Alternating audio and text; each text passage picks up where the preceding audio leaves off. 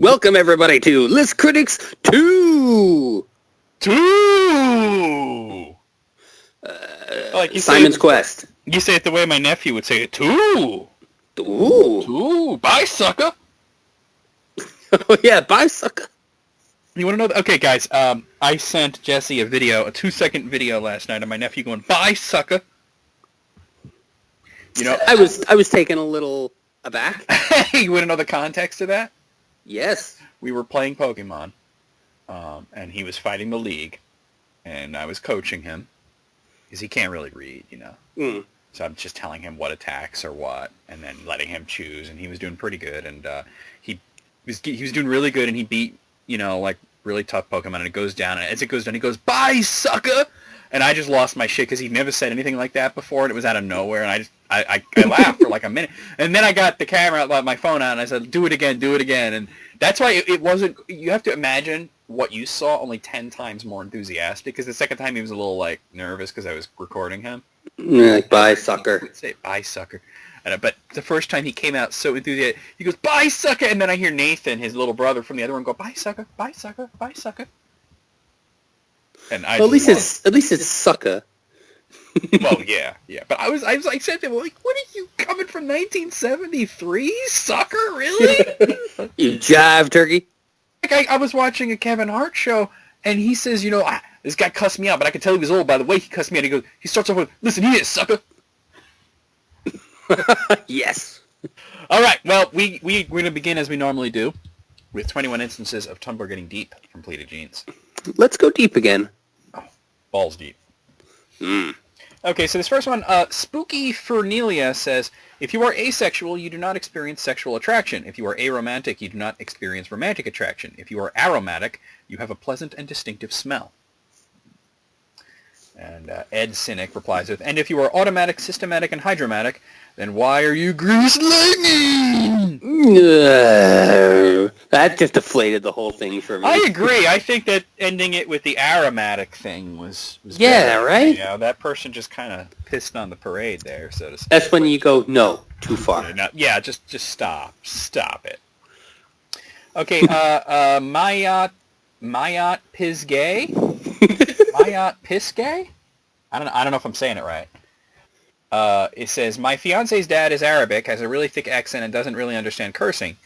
So when he gets road rage, he just puts a bunch of curse words together. My favorite so far is, shut up your ass, mother bitch! I've heard that before. And Holy Water Bucket Challenge says, this is wonderful. Shut up your ass, mother bitch! Mother bitch. Well, if you ever heard, like, Arabic cursing is pretty amazing. Like, obviously it's in Arabic, but when you translate it to English, you're saying some pretty fucked up shit. Like mother bitch? Like 1,000 dicks in your religion.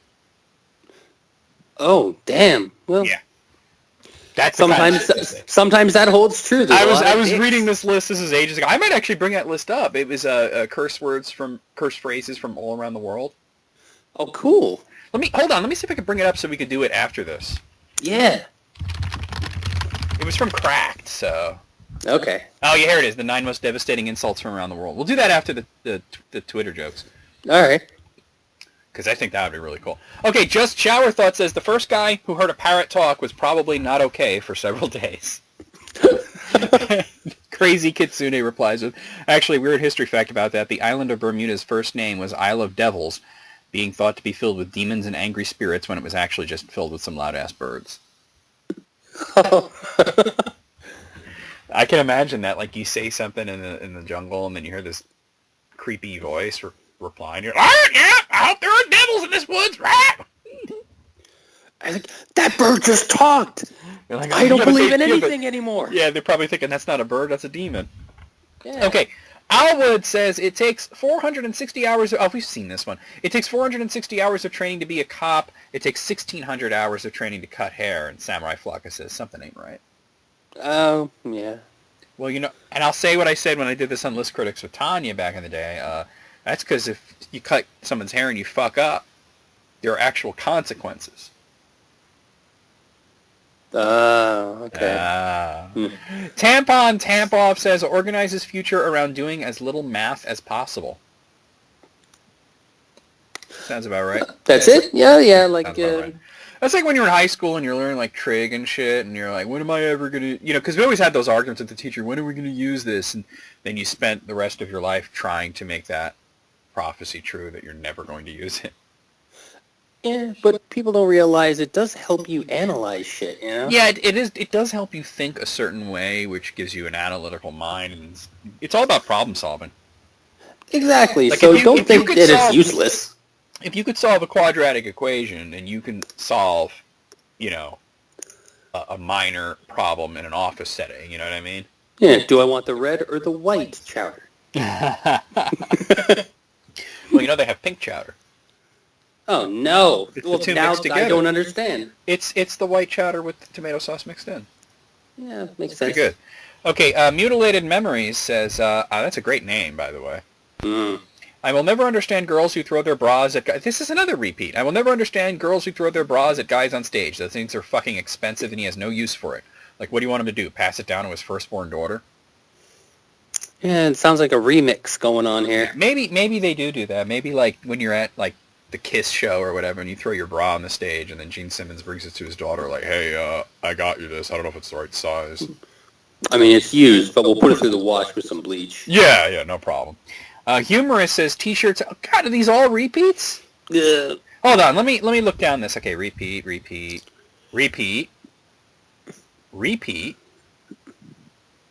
All right, you know what? Let's look for a. They just posted this like today too. Huh? So let me go to a previous Tumblr Gets Deep because that one was it's all repeats. It's like the greatest hits or something.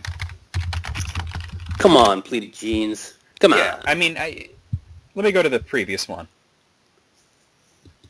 because that was some bullshit.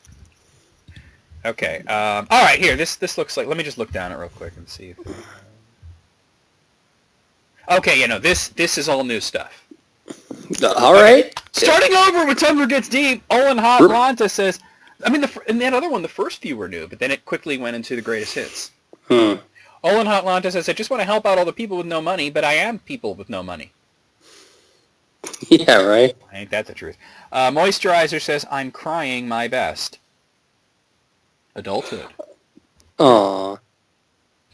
That's sad. That's just sad. Don't need your hero act says, what I love about Mythbusters is that once they bust a myth, they manipulate their variables until something finally explodes because we all know why you're really watching the show. Yeah, they get it. Sometimes they don't even bother with the whole manipulation. Sometimes they're just like, let's see what happens if we blow it up. Yeah, it's like they'll bust the myth in like the first 10 minutes, and then the rest of the show is, how crazy can we get? Yeah. I remember this one where they were doing... It wasn't even a myth. It was just like, let's see how many match heads we can burn at once. At the same time, yeah. Yeah, it was pretty epic. This Starbucks drink is nasty. Remembers I paid $6 for it. My, I've never tasted such an exquisite creation. That's how they get you. Yeah. You'll think it's good if it's expensive, right? I love the taste of burnt coffee. I do like Starbucks, but Dunkin' Donuts is superior and cheaper, so, Yeah, I'd go with y'all got cheaper. Tim's, so... We got Tim's, all right. Yeah. What's Sharon Osbourne, but spelled weird. It says, wakes up from nap that I didn't know I was taking. We've all been there. That's happened, one too many times. Bride of Godzilla says, man, that ought to be a movie. Yeah, right? Bride of Godzilla. Young adult things. Washing your colors with your whites because you just don't care. You just don't fucking care. I've done that before only because I'll have one or two white things. Yeah, but here's the thing. Like, with modern detergents and modern washing machines, separating colors and whites is not really a necessary thing anymore. Mm-hmm. It's just the people who I've never separated that shit, and I've never came out with, like, Homer Simpson's pink shirt or whatever, God forbid you do. Then they'll call you crazy. These days, they wouldn't. They'd be like, oh, he's wearing a pink shirt. Cool. Yeah, boy, that's a time capsule episode now. I just watched that episode. Isn't that funny? I literally just watched it. Yeah, that was the one with Michael Jackson in it. Except he wasn't credited as Michael Jackson. He didn't want to be. Well, he thought it would be funny if he thought the whole thing was hilarious. Another thing is that it's his voice. It is actually Michael Jackson's voice in the speaking, but not in the singing. Yeah, he wanted an impersonate. His humor it must be very strange. Well, yeah, he was a weird guy, man. He thought it would be funny if his friends and his family were like, "Oh, the singing was great, Michael," and he's just like, "Heh." Yeah, it's funny to him and nobody else. Yeah, exactly. Meadow Kitten says, I like the multiverse theory because there are giant hamsters playing basketball somewhere out there. I also dislike the multiverse theory because there's a world where the competition went to their heads and they forgot to have fun. That is fucking amazing, Meadow Kitten. I love where that went. I would totally follow you if I had Tumblr, but I don't. Yeah. Well, we'll follow you in spirit. Yeah. Move like Keith Richards says, reblog if you think it's shitty to bite someone's ankles. Trying to prove a point to my cat. Yeah. No. I went to my parents' house yesterday and saw the puppies, and they're like twice the size as last time. And literally, I'm coming up from the basement because there'd been so much snow recently that's the best way to go. And I come up and I open the door and immediately am assaulted. Like they just jump. They did the Dino thing. They're just jumping up into licking me and everything, and I'm like, oh my god, vicious pit bull attack! I'm viciously being attacked by 2 pit bulls. Viciously attacked by cuteness. Well, yeah, pretty much.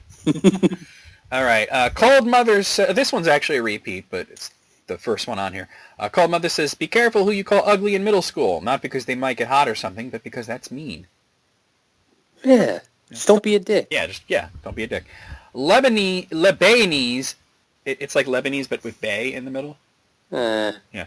My goal is to be that rich single aunt that flies everywhere and wears designer clothing and brings expensive gifts to her less successful family members. That's it. Oh, it's a nice goal, to be rich and loved. Yeah, let's all do that, right?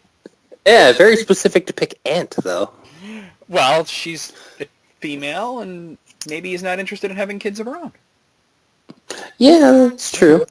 Bayor says, scary movies set in houses are the worst. I live in a house.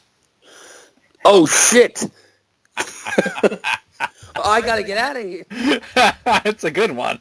Slob says, my laptop is hotter than my sex life. Aww. Well, at least you have porn on your laptop. Yeah, at least you can have sex in some way. Barack Obama says, why are cats always so relaxed when the government is a mess? Oh, I like it. Because they don't do anything all day. They don't care. Like, why does Garfield hate Mondays? He's a cat. Loves the hell out of some lasagna, though. Which is a bad idea to feed your cat. Yeah.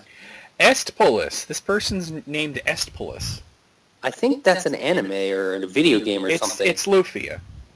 That's it. Yeah. People say LMAO a lot nowadays, but no one says ROFL anymore, and it's weird, because back in the day, ROFL and LMAO used to be interchangeable, and if you were a risk taker, you'd combine them into RFLMAO, but now everyone's dropped ROFL. It's probably for the best, but I can't help but be nostalgic. It was an interesting little divergence. Little vignette there. Amit's 420 Friendly Chili Pot says, I want to marry somebody cuter than me, but sadly, I am the cutest. They're confident. Yeah, I'll give him that, right? CKND says, I spent so much time alone that if I was ever falsely accused for a crime, I would never have an alibi. Well, way to put that out on the internet. Yeah, you're going on a list somewhere. Let's just go, like, commit some crimes, and we'll just blame this motherfucker. Oh, yeah, they'll be the fall guy for everything. For everything, right? Because they don't have an alibi. Verrere says, the best thing about being in your 20s is slowly caring less and less about what people think of you and surrounding yourself with good people. The worst is that I'm broke. Wait till you get to your 30s, see what changes. Yeah, you'll still be broke. Yeah, but for different reasons, baby. But you'll care even less. Yeah, you'll just become jaded. Yeah, Neptunian. It's awesome. Yeah, Neptunian says, sorry, boys, but I already got my eyes on a guy who's not interested.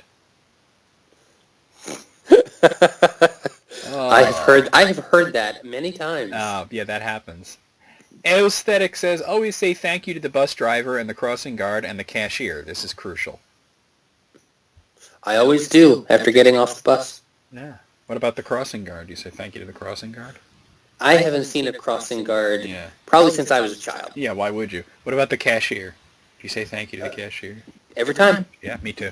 Okay, Robot Squid says, seriously though, your period is like coming home one day and finding that your spouse has constructed this entire new baby bedroom inside your house, and you have to tell them, sweetie, we don't have a baby.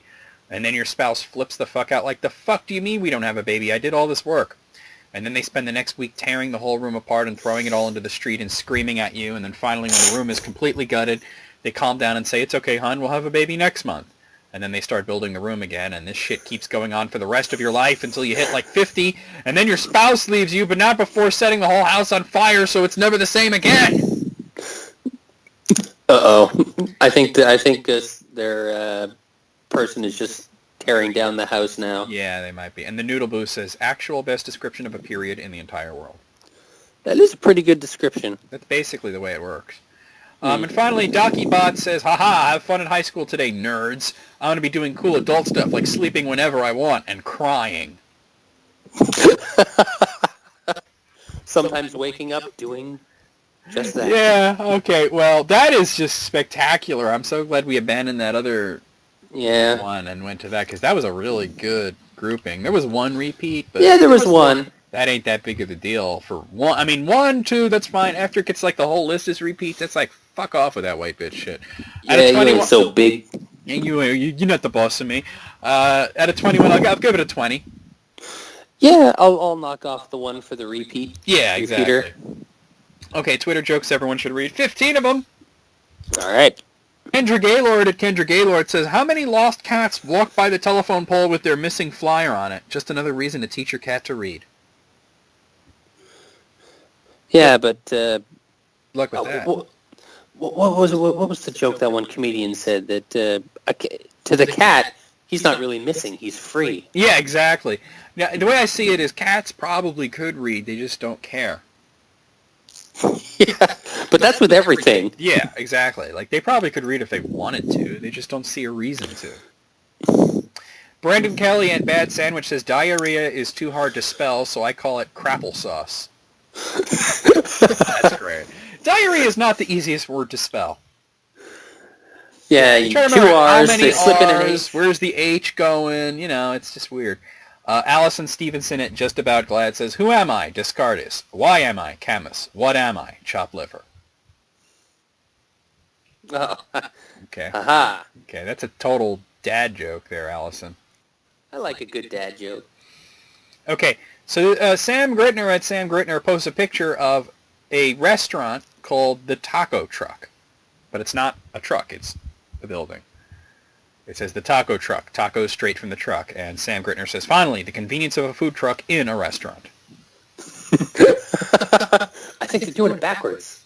Yeah, I think so. I think it's that everybody knows that the best tacos come from trucks. So they're like, how are we going to get people to come in and eat our tacos? I don't know. We'll call our restaurant the Taco Truck. Oh, well, I've never had a taco from a truck, so I wouldn't know. That's the authentic Mexican shit right there, dude. Mm. Shazam Jones at Just for a Minute says, drops French fry in the crevice of car seat. Join your brothers and sisters, sweet child. Oh, gosh. It's gonna suck when you gotta tear that out one day. Or you could just not, I guess, right? Yeah. Just let it rot. Gross. Tragic Alley here says, use cauliflower as a substitute for mashed potatoes, rice, and joy in your life. You have no friends now. There is only cauliflower. Aww. Thank you. Somebody had to say it. I'm getting sick of the cauliflower replacing everything. What's it replacing? Everything. They're making cauliflower. They're making cauliflower pizza, and I'm not talking about pizza with cauliflower as a topping. I'm talking about pizza where the bread part is cauliflower. How do you do that? Apparently, it's a very versatile vegetable. Yeah, I guess. I don't eat it because, despite the fact that it is quite tasty, it gives me the worst farts ever. Oh, I do enjoy cauliflower. I would probably try cauliflower pizza. I don't know about that. Don't fuck with pizza. Pizza is pizza. I was at my sister's last night, and she I had dinner there, and she made gyros, homemade gyros, which is very nice. Ooh. And she even made the sauce and everything. And she made couscous on the side. And I was like, she asked me before I came over, do you like couscous? I said, I love couscous, but it don't love me. Yeah. Like, what do you mean? I was like, I'm telling you, it's going to give me the worst farts ever. And boy, last night. Just brap. They're not loud, but they stink. Stanky. Born Miserable posts a picture of a dog wearing a hat and a collar shirt, and it says, narrator, I didn't want to just be a good boy. I wanted to be a great boy. The greatest boy that ever lived. And you were. You were. Jordan at Jordan Stratton says, have we considered that millennials might be so lazy because their generation doesn't have a hit song about taking care of business?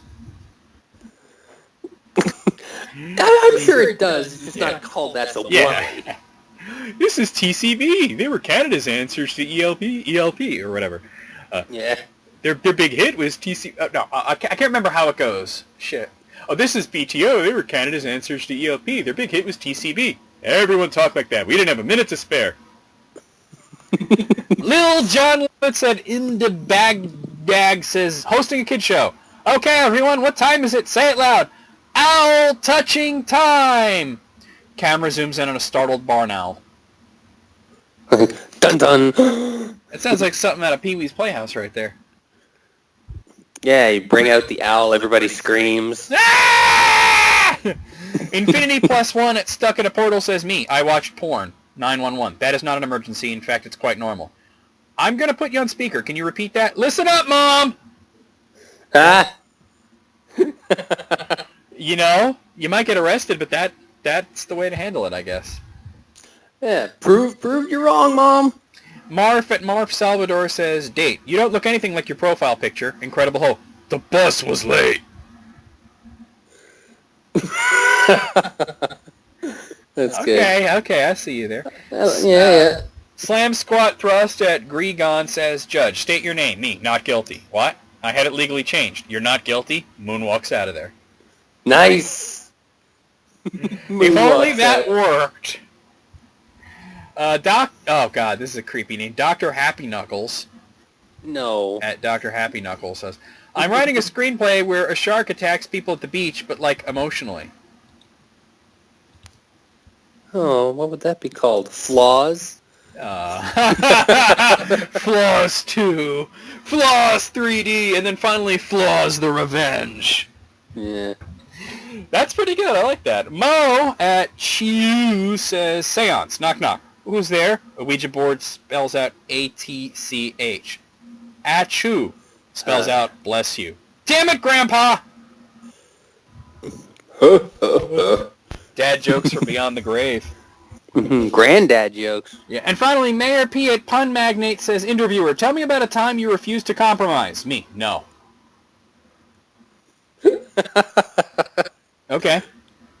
It's like, that's all wrapped up? Yeah, that's good. Okay.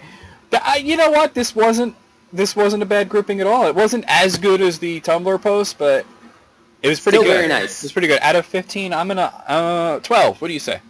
13. 13? I almost said 13, but I figured 12 is the number. Lucky 13. I do have more stuff from Pleated Jeans to do, but I want to slide on over to Cracked for this thing. Slide on over to the crack. Yeah, well, I'm all about that, I guess. The 9 most devastating insults from around the world. So, here's the thing. They put them in their regular language, and then they tell you what it is. So, I'm going to say them I'm going to try my best to pronounce this shit. You tell me if you can, hazard a wild, flailing guess at what they're saying. Oh, jeez. All right. So, number 9 is from Spain. Uh-oh. Chupi mantequilla de mi culo.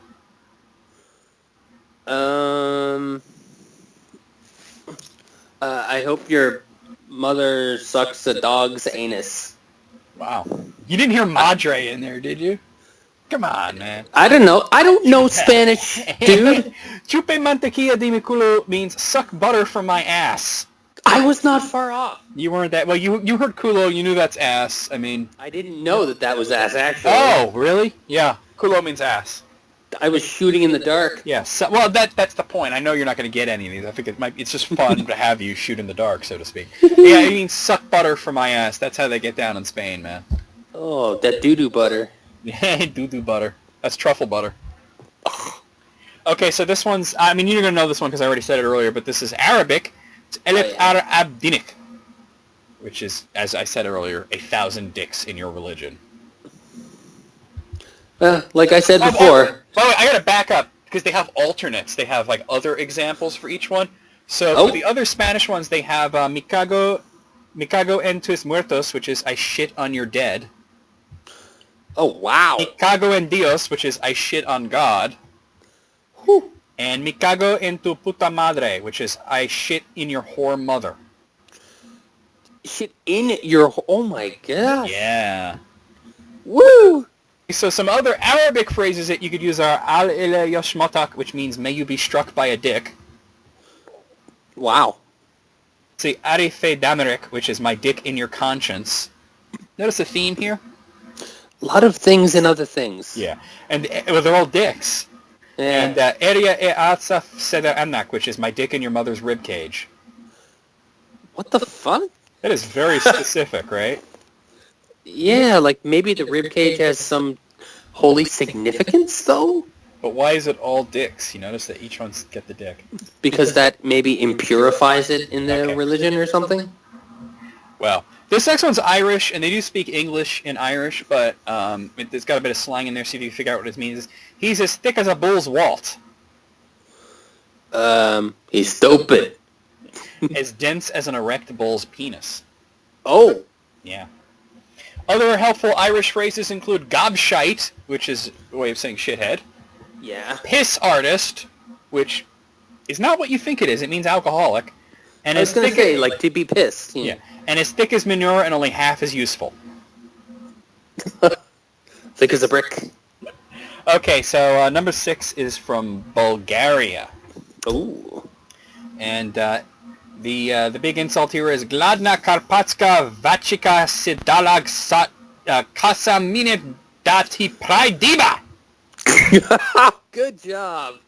And what do you think that means? Your mother's vagina shall turn inside out. See, this is why I love you guessing these things, because it's making you come up with good insults. I'm trying. It's way more creative than that, though. Okay. It's let a hungry Carpathian long-haired she-wolf blow your dick, fuck. Blow your dick, fuck. Blow your dick, comma, fuck. Oh. Yeah. Dick. Fuck. Yeah, fuck is in there for no reason.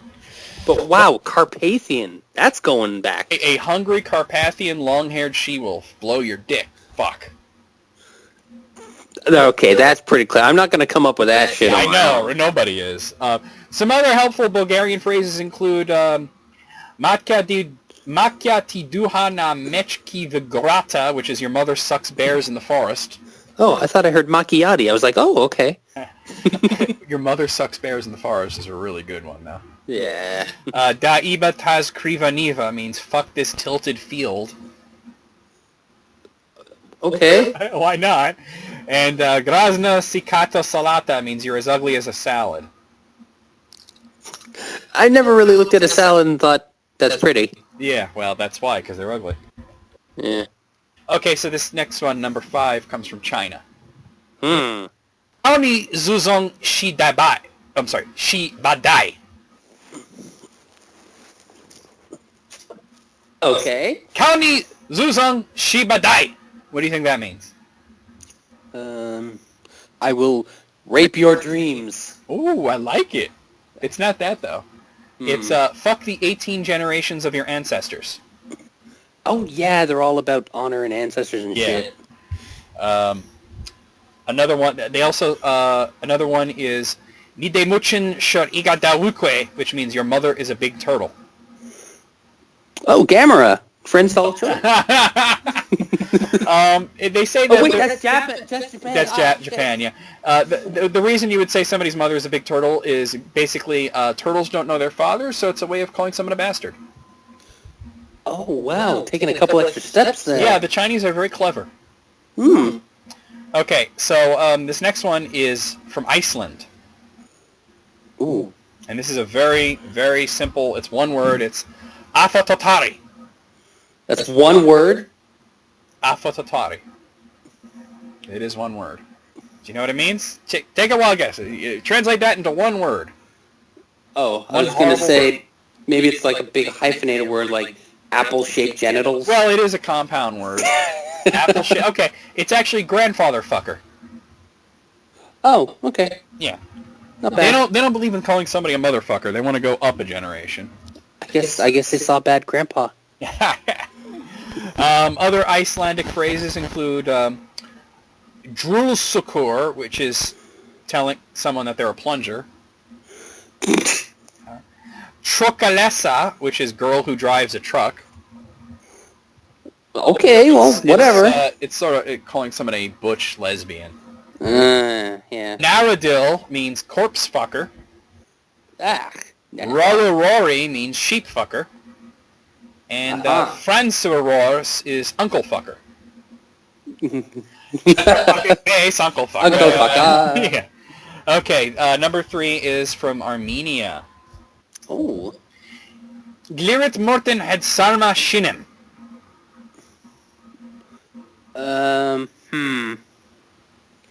Your home is a toilet. Ooh. Yeah, it's actually grosser than that. Oh. It's I'll make sarma with your penis skin. What is sarma? It's like an egg roll. Ew. Exactly. That means they'd have to be all up in your dick. Yeah. With a Bowie knife. Some other Armenian phrases include Ishun nur udel chi valular, which is it's not pretty watching a jackass try to eat a pomegranate. What the fuck? Yeah. Kriznera jaj tanvred, which means let the rats ejaculate on you. Oh my god! Like that one. Kak udelik shun means shit-eating dog. Wow, okay. And Eshu Kurak is son of a donkey. Oh, I bet that's a popular one. Okay, number 2, we're going to Serbia. And it is Dabag da Trazio Ditsu Gregorovim Brojacem.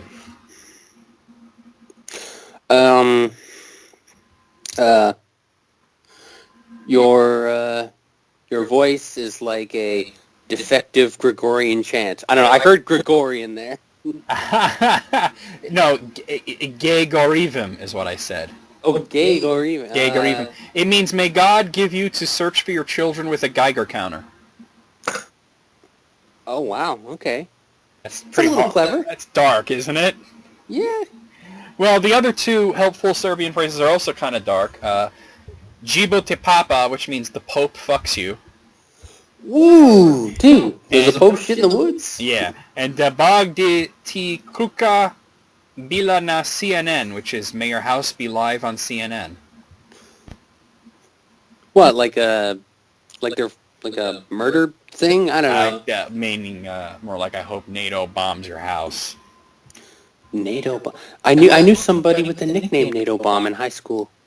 God. Yeah. All right, and finally we're going to Romania. And they really have the most colorful, amazing insults in Romania. I mean... Oh, shit. Ready for this? Okay. Sami Bagi Mana... You see, you think you have a bad trying to guess at this shit. I gotta pronounce it. Sami Bagi Mana Nkur Si Sami Fasi Laba La Kakat.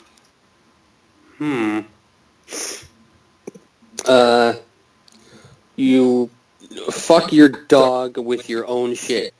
Not that far off. Really? It's stick your hand in my ass and jerk off with my shit.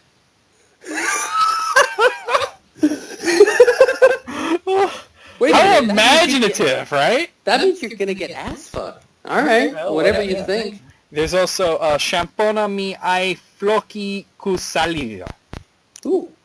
which is shampoo my dick hair with your saliva. Nice! That's a very elaborate way of saying blow me. Blow me. It sounds very American. Ooh, Spala ti pedinti ka vin cupula inspecti, which means brush your teeth. My dick will be inspecting soon. Whoa, damn! You can use that. Blowjob humor there, right? I mean, that's a long way from yo mama. Right? There's Damn. also Uska mi as sosalete pi crucia mati, which is I dry my socks on your mother's cross. What? I don't know. Maybe that means, like, you hang your socks there because you're having sex with her? I guess so. And Futudzi kolaiva mati, which means fuck your mother's funeral meal. Oh, jeez. Like somebody's mother died and you show up at her funeral and stick your dick in the mashed potatoes. It's like, no, I'm just fulfilling what I said, Yeah, right. That's the list, but we have some honorable mentions. Oh. Okay. This one's Danish. It's Sut Javel Pik I Helvede Din Basadvarg, which means suck devil cock in hell, you faggot dwarf. Going harsh. They are just hyphenating words that shouldn't be hyphenated. Just combo words. Yeah. Vietnamese, we have Mai An Long Dai Cham Moi, which means you eat pubic hair with salt dip. Well, at least you're classing it up. Yeah. Finnish, Kuse Mutajan, which is piss into a transformer. Well, no, they mean like don't whiz on the electric fence. Yeah. Afrikaans as Suig an my ambai ewag vir batardai, which means suck on my hemorrhoids and wait for better days. Ay. That's hurting both of you. Albania is te kifte arusha kore, or may you get fucked by a blind bear. Oh, why you gotta be blind? He couldn't find the right hole at first, I guess. Oh, damn. And Bosnian is the last one. Sanjam da pordin na tebe, which is I dream about farting on you. I can't wait for the day. I dream about... Oh, man. I gotta say the Romanian ones were the best. They're certainly the most inventive. Shampoo my dick hair with your saliva. Mm-hmm. You can use that. That is a really elaborate way of saying blow me. Mm-hmm. All right, well, out of 9, 9? I'm giving it the 9. 9. Okay, my 9. Oh my. Oh my. You have to fuck her twice, huh? Yeah. It's like there's a self-deprecating joke that I heard was, my girlfriend asked me to, she said, give me 9 inches and make it hurt, so I fucked her twice and slapped her. Oh, that's funny. It's kind of funny. It's a self-deprecating joke. Okay, back to Pleated Jeans for 30 of the dumbest arguments ever. 30? Whew, okay. So this is sourced from Reddit. Redditors shared the most pointless arguments they've ever had, and the results were incredible. And if you don't think the results were incredible, I am ready to argue with you. Okay. Saddle up. So the first one is a hot dog a sandwich? People get really fucking tense about this shit. I've actually listened to hour-long arguments about this on some streams. And it just goes on, right? Now, where do you stand on is a hot dog a sandwich? I honestly just don't care. Hot dog's a hot dog and it's delicious. I think it's a sandwich. It's on the fringe of sandwich, but it's a sandwich as far as I'm concerned. Yeah, okay, if I had to be sat down and said, what is your stance on the hot dog? Well, you are sitting down, and I did ask you. I'd say it's sure. It can be a sandwich. It's on the fringe of sandwich, but it is kind of a sandwich. The next one is cereal soup? Nah. I gotta say no on that. Because you can eat cereal on its own without the milk. Yeah, you could totally eat it dry. I mean, but I think what they're saying is when you do eat it with the milk, is that a soup? Are you eating a soup? I think not, because even though there is a such thing as cold soup, I think to be soup, it does have to have some cooked ingredients in it. Yeah, it's the liquid and the other things all in it. Yeah, and it's cooked, and it's usually cooked for a long period of time. And broth isn't soup, it's just broth. Yeah, or stock. Or stock, yeah. One time my wife and I were arguing, and eventually we arrived at the same point. Instead of just ending it, we started arguing about how confusing the other's argument was to begin with, and why it caused us to argue. Well, at that point, you and your wife just enjoy arguing at that point. It's argumentception right there. At that point, you're just having fun. Well, fun. Some people like arguing. All right. I once got into an argument with my college roommate about whether Aladdin should be angry when Jasmine kissed Jafar to distract him at the end of the movie. We were 2 college-aged men yelling at each other in the middle of a bar about Aladdin. That's quite the argument to go on about. Now, of course he shouldn't be mad at her. She's just trying to help. Yeah, It's like in Batman when Vicky Vale started kissing on the Joker and he actually fell for that shit. Oh yeah, you're right. I had to think about that. Like, Yeah, it's like the same exact Oh. scene. She was like kissing his suit and shit. Mm-hmm. My friend argued that the Chick-fil-A cows should spell properly if they're going to write on a billboard. I argued for way too long that if I was teaching a cow to write and it got to the point where people could understand its message, then I would be okay with that. Yeah, but they wanted to take the extra step further and give it proper grammar. This is possibly the most pointless argument yet. I cannot imagine something with less of a point than that. We still have a ways to go, man. Yeah. Don't die on this hill. I guess so, but I'm just saying, like, wow, that really doesn't have a point, even a little bit.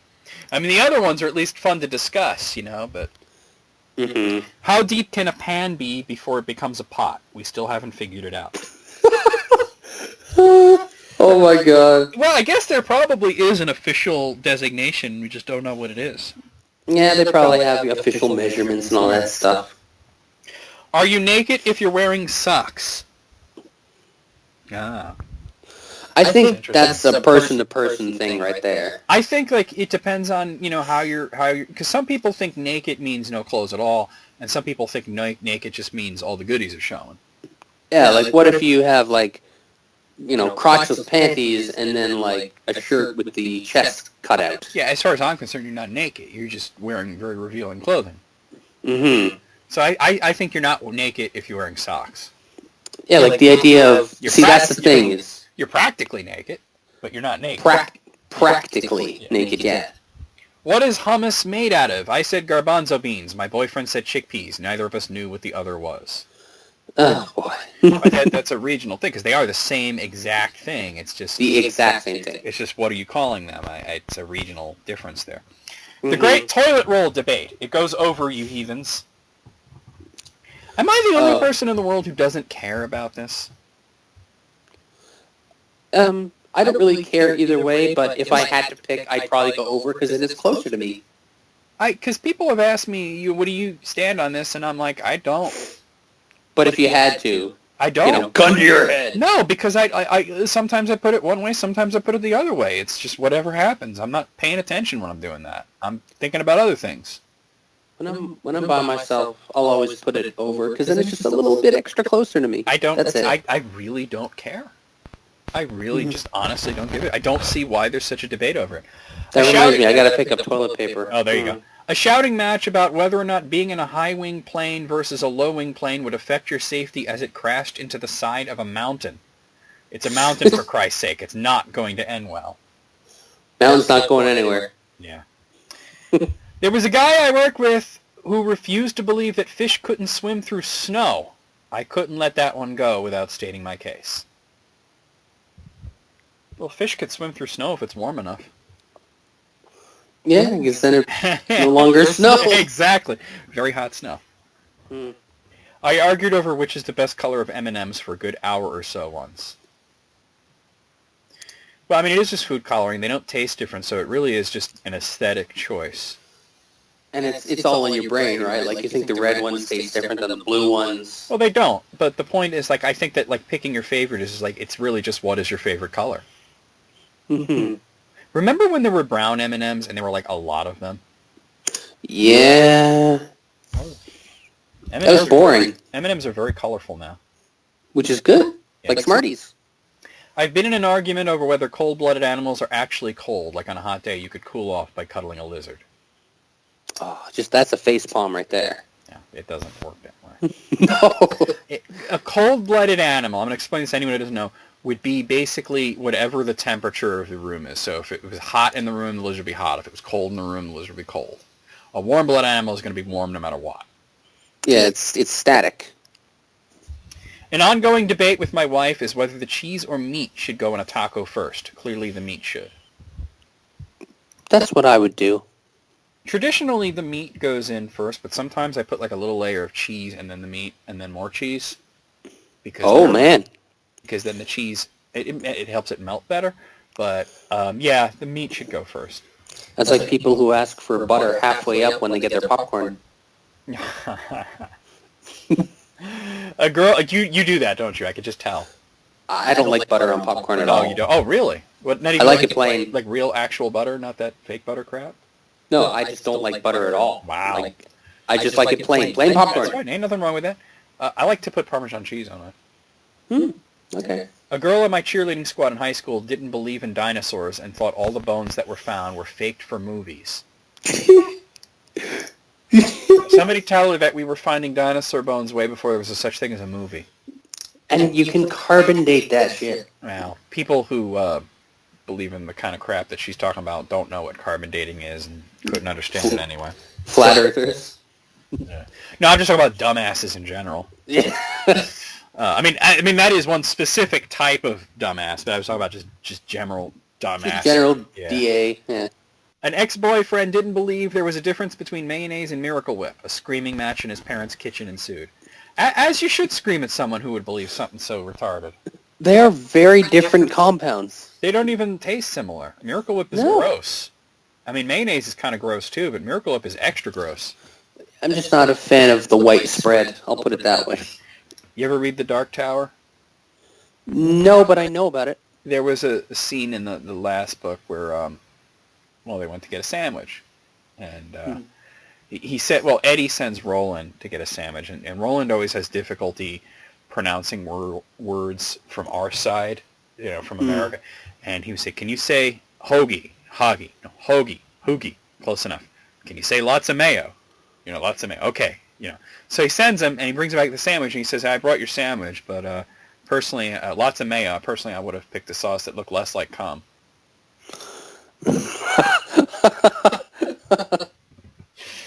All right.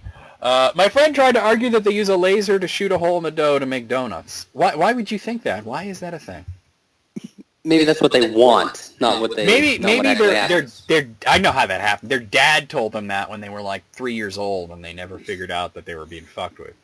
Yeah, that does sound like something the dad was saying. Because it's such a kid question, like how do they get the hole in the donut? And you're like, oh, they punch it with a laser. And they. Pew! The pronunciation of GIF. It's not a brand of peanut butter, for God's sake.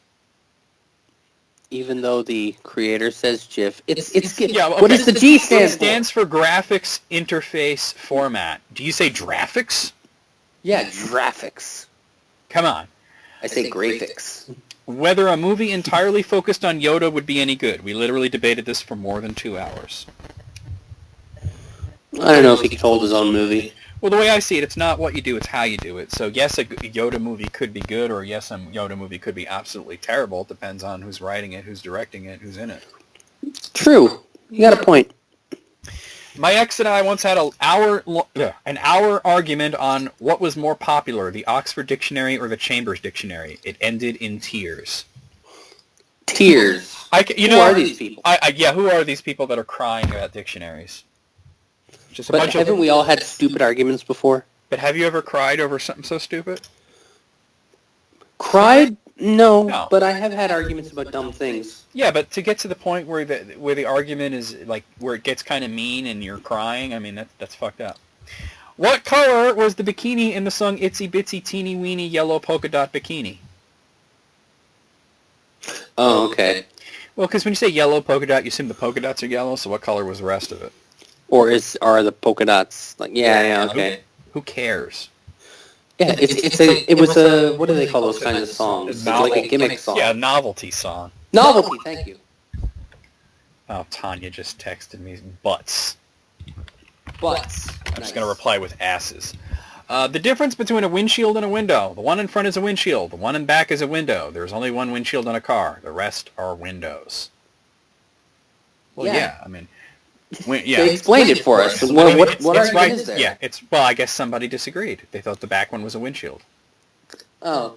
They're made out of completely different glass, so there actually is a pretty huge distinction there. One's a little more reinforced? Yeah. And then Tiny says hash browns. I said, sure, why not? My roommate thought that because it was an unscented candle, it served no purpose. He didn't understand that they could be used for, light. Oh, Tanya's actually trying to call me. Let me let her know that I'm on a call. Yeah. Okay. All right. Not knowing that candles are used for light? That was their original purpose. Yeah, I mean,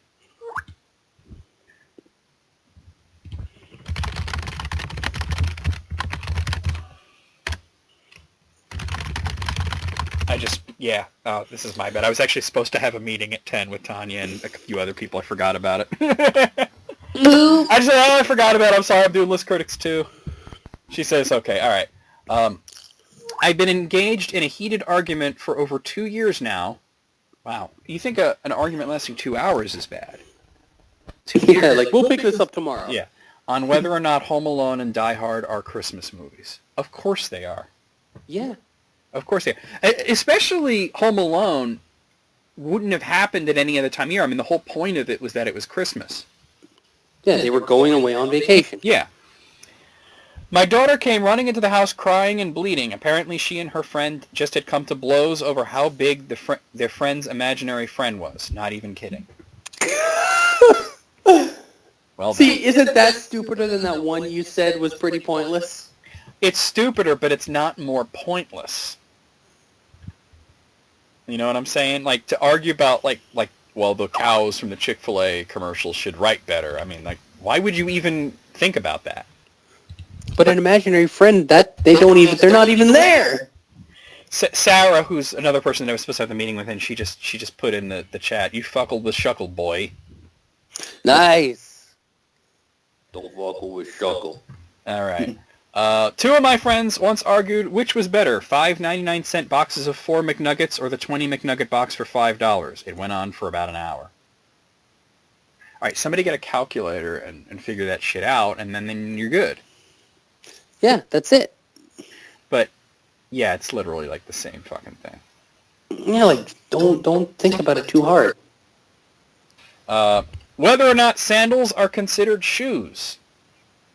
Well, I mean, yeah, what else? Aren't they? What are They're they? in the shoe section. What are they if not shoes? Like, is sandal its own thing? Like, I don't... I think it would have been stupider if they said it was socks, shoes. That would be dumber, yes. Yeah. My junior year of high school, I got into a very heated debate with my friend over whether Cheetos were considered chips. Now, there's more, but I want to ask your opinion. Are Cheetos chips? I don't think so. Like, when I think chip, I think potato chip. Yeah, they're not. They're snack food, but they're not chips, correct? Yeah, like it's like being saying are bits and bites chips. After half an hour of yelling, he finally called Frito-Lay headquarters to ask their opinion. I was right. They're not chips. Oh my God! He called Frito-Lay. That's cool though that they answered and shit.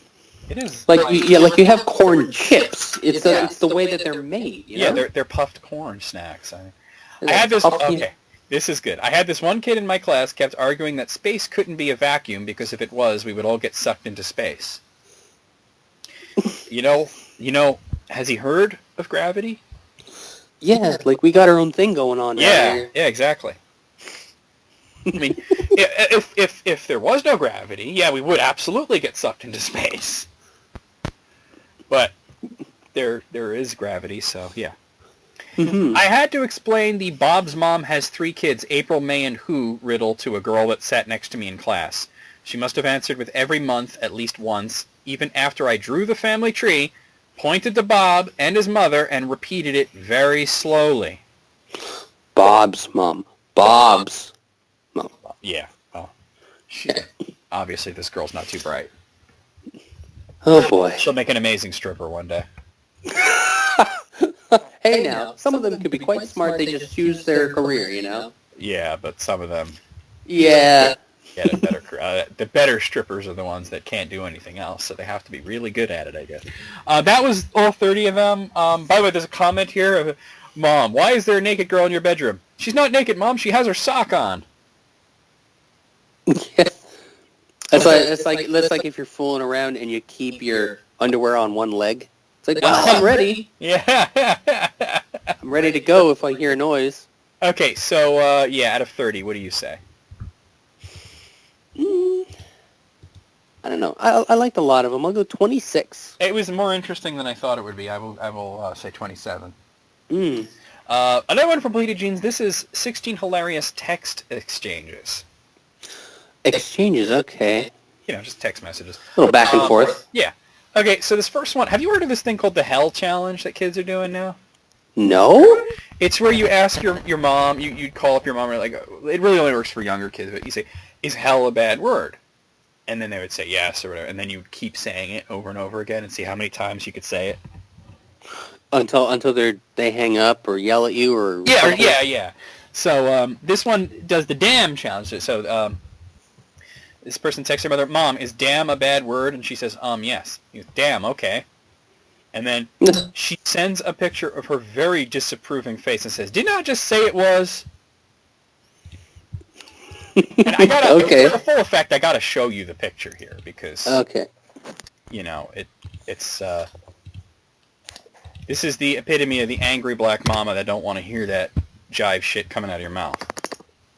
Okay, where are you? She does not look happy. Oh no! Did not just say, no. Yeah, she is angry. Oh yeah, no! Okay. Do something with your hair. Why? Her hair's fine. Leave her hair alone. Okay, so this one's this one's actually a tweet from John Burl III. It says, "Probably should have read that more carefully." You know how you get those Facebook text messages saying this is this person's birthday? Yeah. Yeah. Today is April Orcutt's birthday. Reply to post a wish on her timeline, or reply with one to post happy birthday. And they replied with, "Stop texting me. I don't give a fuck." Oh no. Which was then posted to that person's wall. Oh no. And they replied with, "Excuse me, what?" You ruined my birthday. On your birthday, you look at Facebook and there's this random message saying, "Stop texting me. I don't give a fuck." Well, it might start an interesting convo. Yeah, well, it's a very interesting convo, right? Yeah, I once tried to do the reply with one thing, but I was like half asleep and I fumbled the phone and I replied with a dot instead. So I posted a dot on that person's wall, and they were like, "Thanks, I guess." Like they didn't know, and I was like, "Sorry, my phone." I was half asleep. So here's another. This one's also a tweet from Holly Dawson. It says, "Some people drunk text their ex." This person drunk texts their mom with, "Don't ever buy me curry noodles again. I hate them. They're too spicy and they make me cry." And the mother says, "Okay." Okay. This is another tweet. Lauren Reeves here says, "Last night my sister texted me asking me if she should let my 4-year-old nephew watch Game of Thrones. She said, John won't go to bed. Do you think it's okay if I let him watch tonight's Game of Thrones?" And the reply, "Are you insane? Absolutely not. There's way too much going on. He'll be completely lost. He has to start from season 1 or it just won't make any sense." Answer. That is a good answer. I like it. All right. So this one person, I guess they were stuck in traffic, and there's a picture of the car in front of them has a for sale sign with a phone number on it. So they were stuck in traffic, so they decided to text that number. "Hey, I'm right behind you, bro. Talk about traffic. Am I right? LOL." Exactly. "All right, man. Well, have a good day. Love you. You too." And he posted this on Twitter saying, "Gotta make friends somehow." Yeah, I guess. I just love you. And you you too. In that moment, they were buddies, right? Oh, that's great. It's kind of a knee-jerk reaction you might post as well. Okay, so this one, I guess it's from a girlfriend saying, "Done, finish early," and they posted this picture. It says, "Do you like my work shoes?" Right, and the actual picture of the girl's foot takes up 10% of the image. Yeah. And the other 90% is the store she's at. You could see a display of chocolates and candies and flowers, all Valentine's Day stuff. And they said, "Do you think he got the hint?" Yeah, subtle. You think he might have gotten the hint there? Very subtle. So this is just a text that says, "Are you going to class tomorrow?" And this girl replies with a picture of a thermometer, and I got a quite high fever, 100.4. And the reply is, "Does that mean you're pregnant or not?" Not that kind of test. No. Okay, so oh boy, this is bad. This is the person's boss Do you fancy overtime tomorrow? No, mate. Sorry, my week off. All right, thanks, mate. Am I in every day that week? Not at the Monday, Tuesday, Wednesday off. All right, no worries. So then they sent a picture of that. They took a screenshot of that text exchange and wrote, "He can fuck off, cunt." But then they sent that to the boss. Oh, no! Oops. Yeah, giant oops. Yeah. Oh, screwed and tattooed.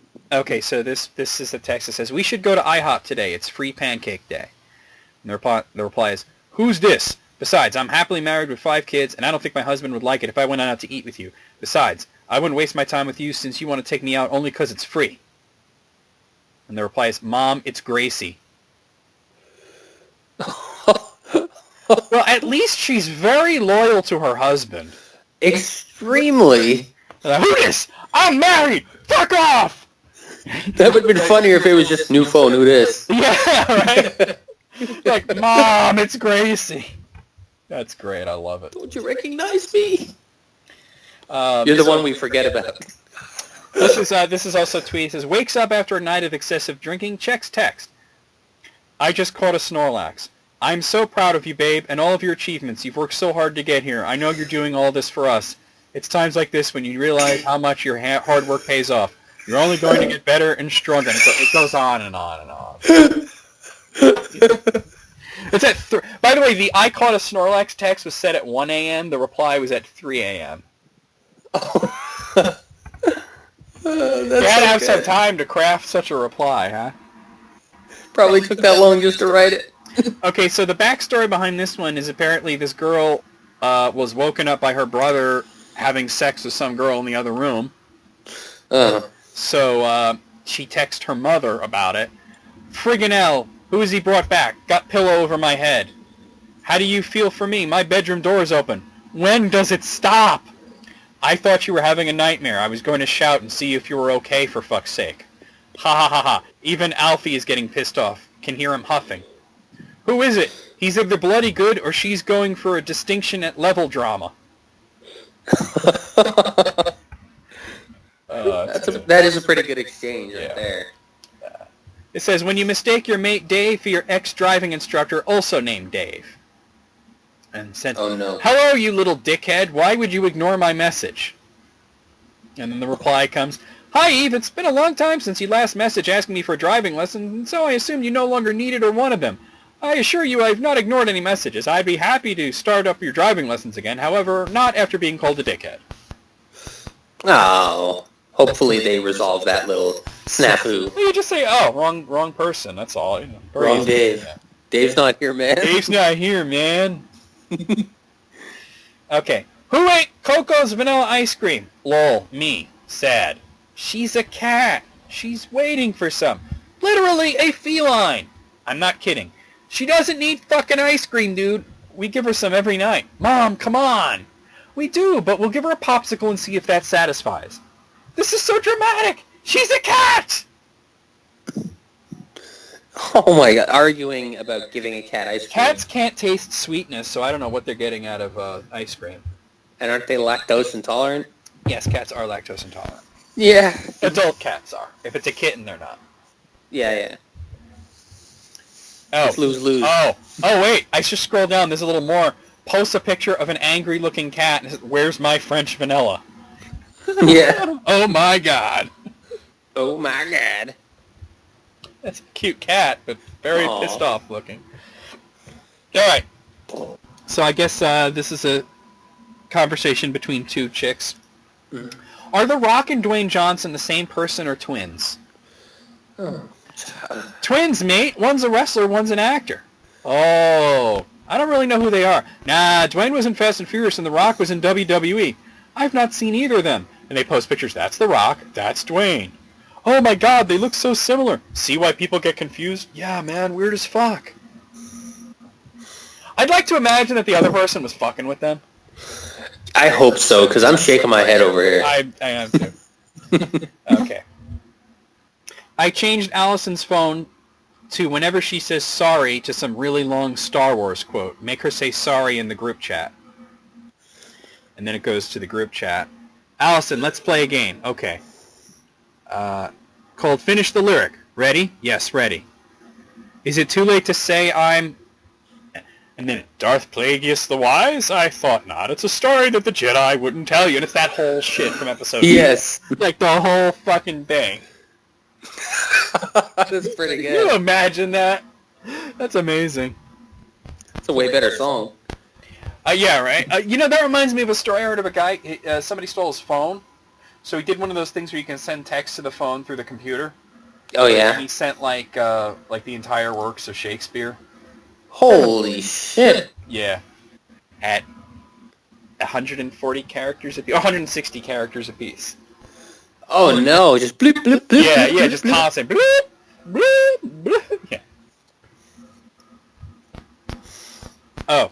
Was watching BuzzFeed videos, and my mom thought I was texting a guy. Wow. And they're literally watching, like, some fucking ravioli video, and a message from, BuzzFeed Tasty, where they post recipes. Yes. And the message coming from Mama, why are you smiling at phone? Oh, that's it? Yeah, just that's it. Okay. Why are you smiling at phone? Because Why you smiling at phone? BuzzFeed Tasty. I'm watching food videos. Yeah. All right, well, that's 16 hilarious text exchanges. The majority of them were pretty funny. Mm-hmm. I think my favorite was the Dwayne and the Rock thing. Oh, that's... No, actually, wait, no. I'm sorry. My favorite was the cat ice cream thing. Amazing. Oh, yeah. Amazing. That was pretty good. Out of 16, I'm going to go 14 on this one. What do you say? I say 15. Near perfect. Near perfect. Okay, I do have some submitted lists here. Let me go to those. From our loyal listeners. Okay. Hello, everyone out there. I'm listening. Hello. Okay, got some from Poofnisse here. Poofnisse. Poofnisse. Let's see. He sent me a bunch from College Humor, Dorkly. Let's see. Let's check this one out from Dorkly. Gamers on Reddit share the tiny in-game details that blew their minds. Okay. Okay. So number one, submitted by Air Mandan, one of the levels in Star Wars Dark Forces includes a bathroom for the bad guys. And it shows stormtroopers taking a piss. Really? Do they have like a compartment they can pop off? I assume so, but you can't see. The back is to them, but... for anybody who doesn't... Star Wars Dark Forces was a Star Wars first-person shooter in the Doom engine. So number two, going over some patch notes for Dwarf Fortress. Fixed a bug where animals could rent rooms. Fixed a bug where animals picking out clothes to wear. Fixed a bug with mules shitting luggage. Cleaned up the bear situation. Why would you change any of those things? Yeah, why would you? Those are amazing. As a matter of fact, I gotta send that to Tanya because she's currently in debugging for our new release, and appreciate this. At least I think so. Oh man, debugging, that's gotta be kind of monotonous, eh? Yeah. It is. She's losing her mind. But yeah, I mean, you could have had... Dwarf Fortress could have had animals renting rooms, picking out clothes to wear, and mules shitting luggage. And I don't know what the bear situation is, but I assume it was amazing. Yeah. Maybe they were pissing diamonds. Oh, there you go. Sherwood 16, in the Reekling Cave in Skyrim, you find 18 copies of Lusty Argonian Maid Volume 1 and 2 and a bunch of rags in a tent. At the bottom of the pile of rags and books is a spell tome of telekinesis. That's very strange. I mean, you kind of Yeah, you kind of have to know the lore to get why that's funny. I was gonna say that. Does it have meaning? The Lusty Argonian Maid is a porno book that first appeared in Morrowind. Oh. And it's still around 200 years later. There's copies of it all over in Skyrim. But if you think about it, bunch of rags in a tent, fuck books. But telekinesis, though? Well, they had to get all the books over there somehow. That's Now, actually, true. think about it. Hands-free. Oh, shit. Exactly. Dude, you can hold it in front of you. Exactly. No, I'm talking about with the rags in your dick. Oh, yeah. Well, okay. Yeah. Oh, oh my God. Smart. So Hands- smart. Ah, yeah. Well, remember when you were watching me play Skyrim and we came across some random cave and I kind of like pieced together what happened there based on, just what was going on? Just the leftovers, yeah. This is number 4. In Dishonored, if you are branded High Overseer Campbell instead of killing him, you can find him as a weeper in the flooded district next to your lost gear. It almost makes you feel bad for not killing him. And then somebody else says, Dishonored is full of stuff like this. If you grab the brandy off the table next to Campbell in the intro where Sokolov is painting him, the finished painting later in the game will not have the brandy in it. Oh, wow. That's pretty inventive. Yeah. Dishonored has a lot of detail to it. Very good game. Yeah, never played it. Number 5. In Metal Gear Solid 3, there is a boss which makes you confront the ghosts of all the enemies you've killed up to that point. Literally, if you've killed no one or only a handful of guys, the section will be through in like a minute. But if you've run and gunned it up to then, you could be in for a very long slog. The ghosts all present with wounds depicting the specific way you killed them. Some have bullet wounds, knife wounds, burns, etc. The real mindfuck is that at one point in the game, there are vultures flying around the environment. If you kill a soldier and wait a minute, eventually the buzzards will show up and start feeding on a corpse. If you then kill and eat one of the vultures, the ghost of that guy in the boss fight, like half the game later, will stagger towards you with vultures perched on his shoulder, stammering, "You ate me! You ate me!" Wow, I didn't know that. I remember doing that section, and I thought it was really cool. But you didn't know the detail that they put into it. I know there's the one boss where if you just wait long enough, they die of old age, and you don't have to fight them because you don't technically kill them. Yeah. That's pretty funny. This is from one of the Grand Theft Auto games, and just showing the player character getting a phone call saying, "Stop firing rockets at my house." Oh, wow, that's pretty cool. Oh, boy. Stop doing it. Like, I've called the police, and they have stopped taking my calls. They think I'm faking it now. This is number 7. In Assassin's Creed Black Flag, sometimes when wading through waist-deep water, Edward will trail his fingertips across the water's surface. Ooh. Oh, my. Mmm. Well, why wouldn't you? Number 8, yeah. Geralt's ever-growing beard in The Witcher 3. The whole game blew my mind, but the hair was just the icing on the cake.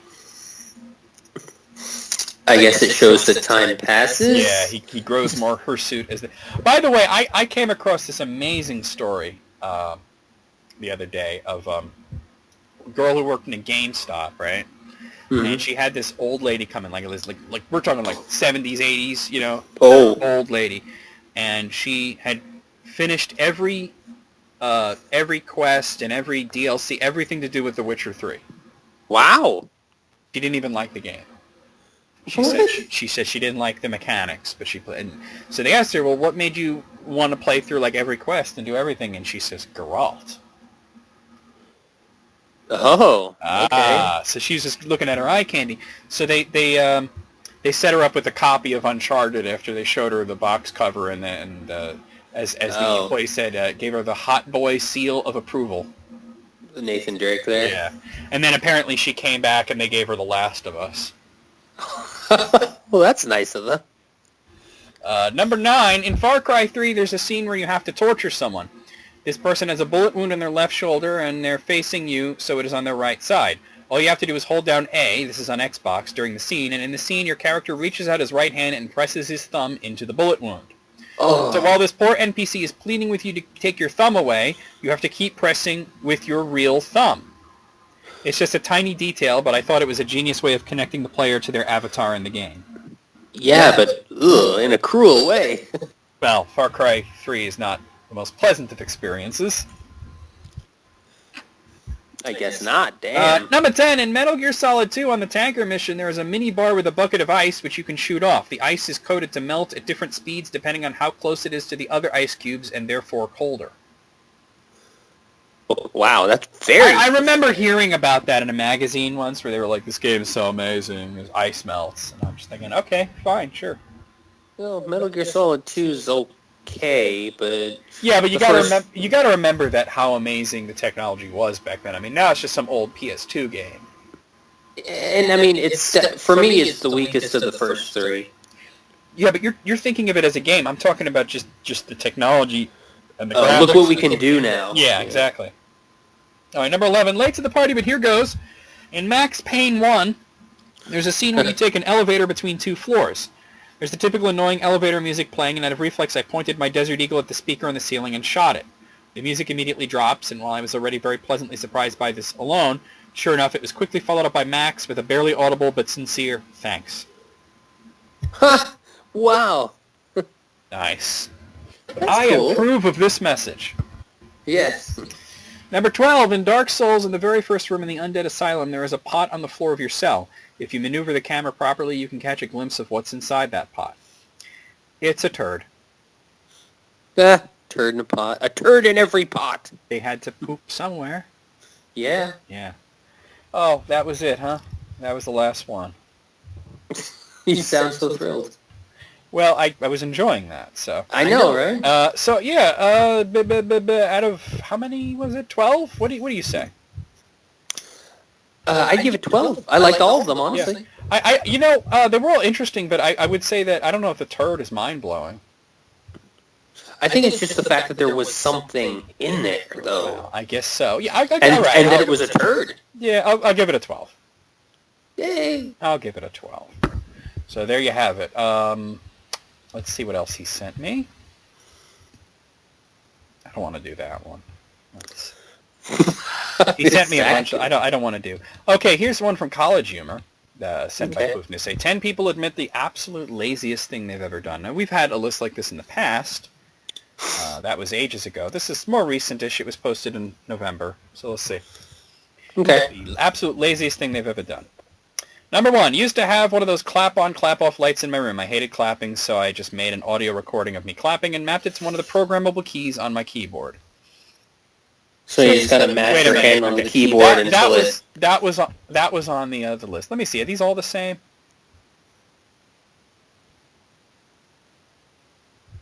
This one. Okay, no. Only a few of them are from that other list. So okay. The second one is as well, but I'll just read it. I have a dog and a cat, and I hate sleeping with the door open. Sometimes a dog wants to sleep in the bedroom. Sometimes a dog wants to sleep outside the bedroom. But he never decides until I'm comfy in bed. Solution, keep a laser pointer on my nightstand. Once the dog decides where he's sleeping, I'll shine the laser pointer on the door so that my cat paws it closed. It has now become a routine that my cat will wait by the door for the laser before laying down. Oh, wow. I don't know. That's a level where you put a lot of thought into being lazy. Yeah, I guess so. You put effort into your laziness. It's very strange. Number 3, I was laying in bed with the lights on and wanted to go to sleep with it off. I called my house from my cell phone and asked for myself in a disguised voice. And why? They're still trying to call me. Hold on, me. I told her I'm on a call. Well, that was Sarah. I called my house from my cell phone and asked for myself in a disguised voice. When my mom came in to bring me the phone, I asked her to turn the light out when she left, hung up both phones, and went to sleep. Wow. Machiavellian! Wow. Dude. Can you imagine that? Like, you're like, oh, is Jesse there? Yeah. That's crazy. All right. This is a bit of a long one here. Late to the party, but this one's too good to pass up. I was once on a U.S. military ship having breakfast in the wardroom, the officer's lounge, when the operations officer, or OPS, walks in. This guy was the definition of not a morning person. He's still half asleep, bleary-eyed, basically a zombie with a bagel. He sits down across from me to eat his bagel and is just barely conscious. My back is to the outboard side of the ship, and the morning sun is blazing in one of the portholes, putting a big, bright-ass circle of light right on his barely conscious face. He's squinting and chewing and basically just remembering how to be alive for today. It's painful to watch. But then, zombie OPS stops chewing, slowly picks up the phone, dials the bridge. In his well-known I'm still totally asleep voice, he says, "Hey, it's the OPS. Could you shift our bar pat? Yeah, 165, thanks." And puts the phone down. And then he sits there, squinting, waiting. And then ever so slowly, I realize that the big blazing spot of sun has begun to slide off the zombie's face and onto the wall behind him. After a moment, it clears his face, and he blinks slowly a few times, and the brilliant beauty of what I've just witnessed begins to overwhelm me. By ordering the bridge to adjust the ship's back-and-forth patrol by about 15 degrees, he's changed our course just enough to reposition the sun off of his face. He's literally just redirected thousands of tons of steel and hundreds of people so that he could just get the sun out of his eyes while he eats his bagel. I am in awe. He slowly picks up his bagel, and for a moment I'm terrified at the thought that his own genius may escape him, that he may never appreciate the epic brilliance of his laziness since he's not going to wake up for another hour. But between his next bites, he pauses, looks at me, and gives me the faintest sly grin before returning to gnaw slowly on his zombie bagel. It's like looking over and going, you see that? I'm amazed by the fact that when he called him, like, yeah, could you shift or burp it? Yeah, 165. Like it's not the first time he's done that. Yeah, like he figured it out, you know? Yeah. He could just sit somewhere else, but no, he's got a system. He's already in place. I once watched 2 hours of Antique Roadshow because the cat jumped in front of the TV sensor as I was flicking through channels and fell asleep. Oh, so you couldn't... I mean, you could, but why bother, right? Exactly. Okay, number 6.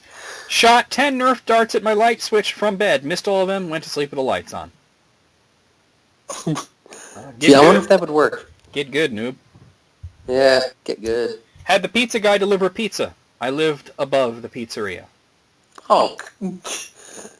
Can you imagine when you call them and they're like, is this for delivery or pickup? It's for delivery. What's your address? And you tell them and they're like, really? Really, B? Really? Like, here?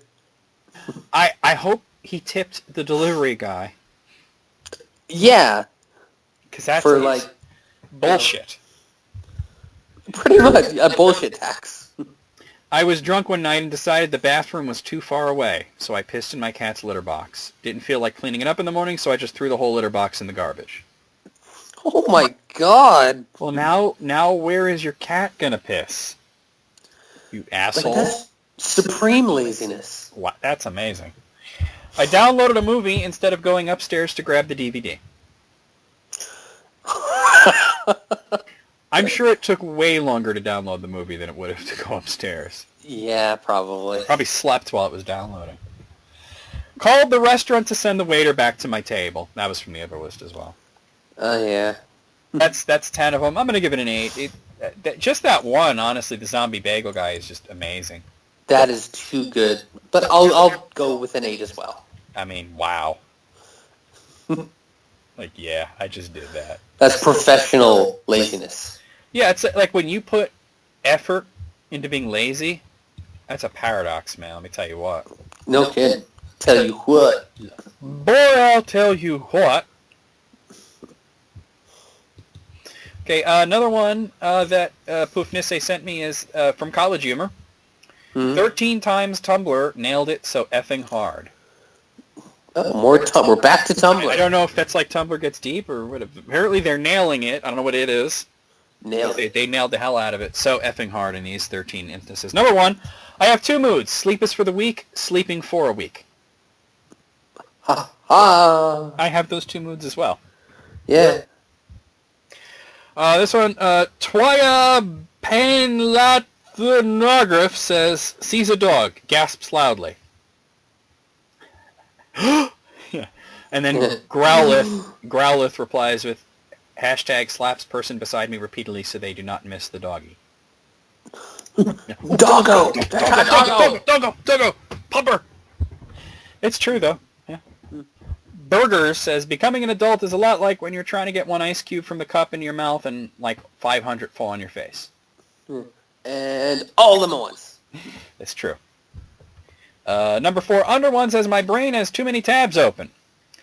Normal isn't my forte says, most accurate thing ever, and Mike Catch My Crazy says, I can't find the one that's playing that fucking song. Yeah, exactly. Makes sense.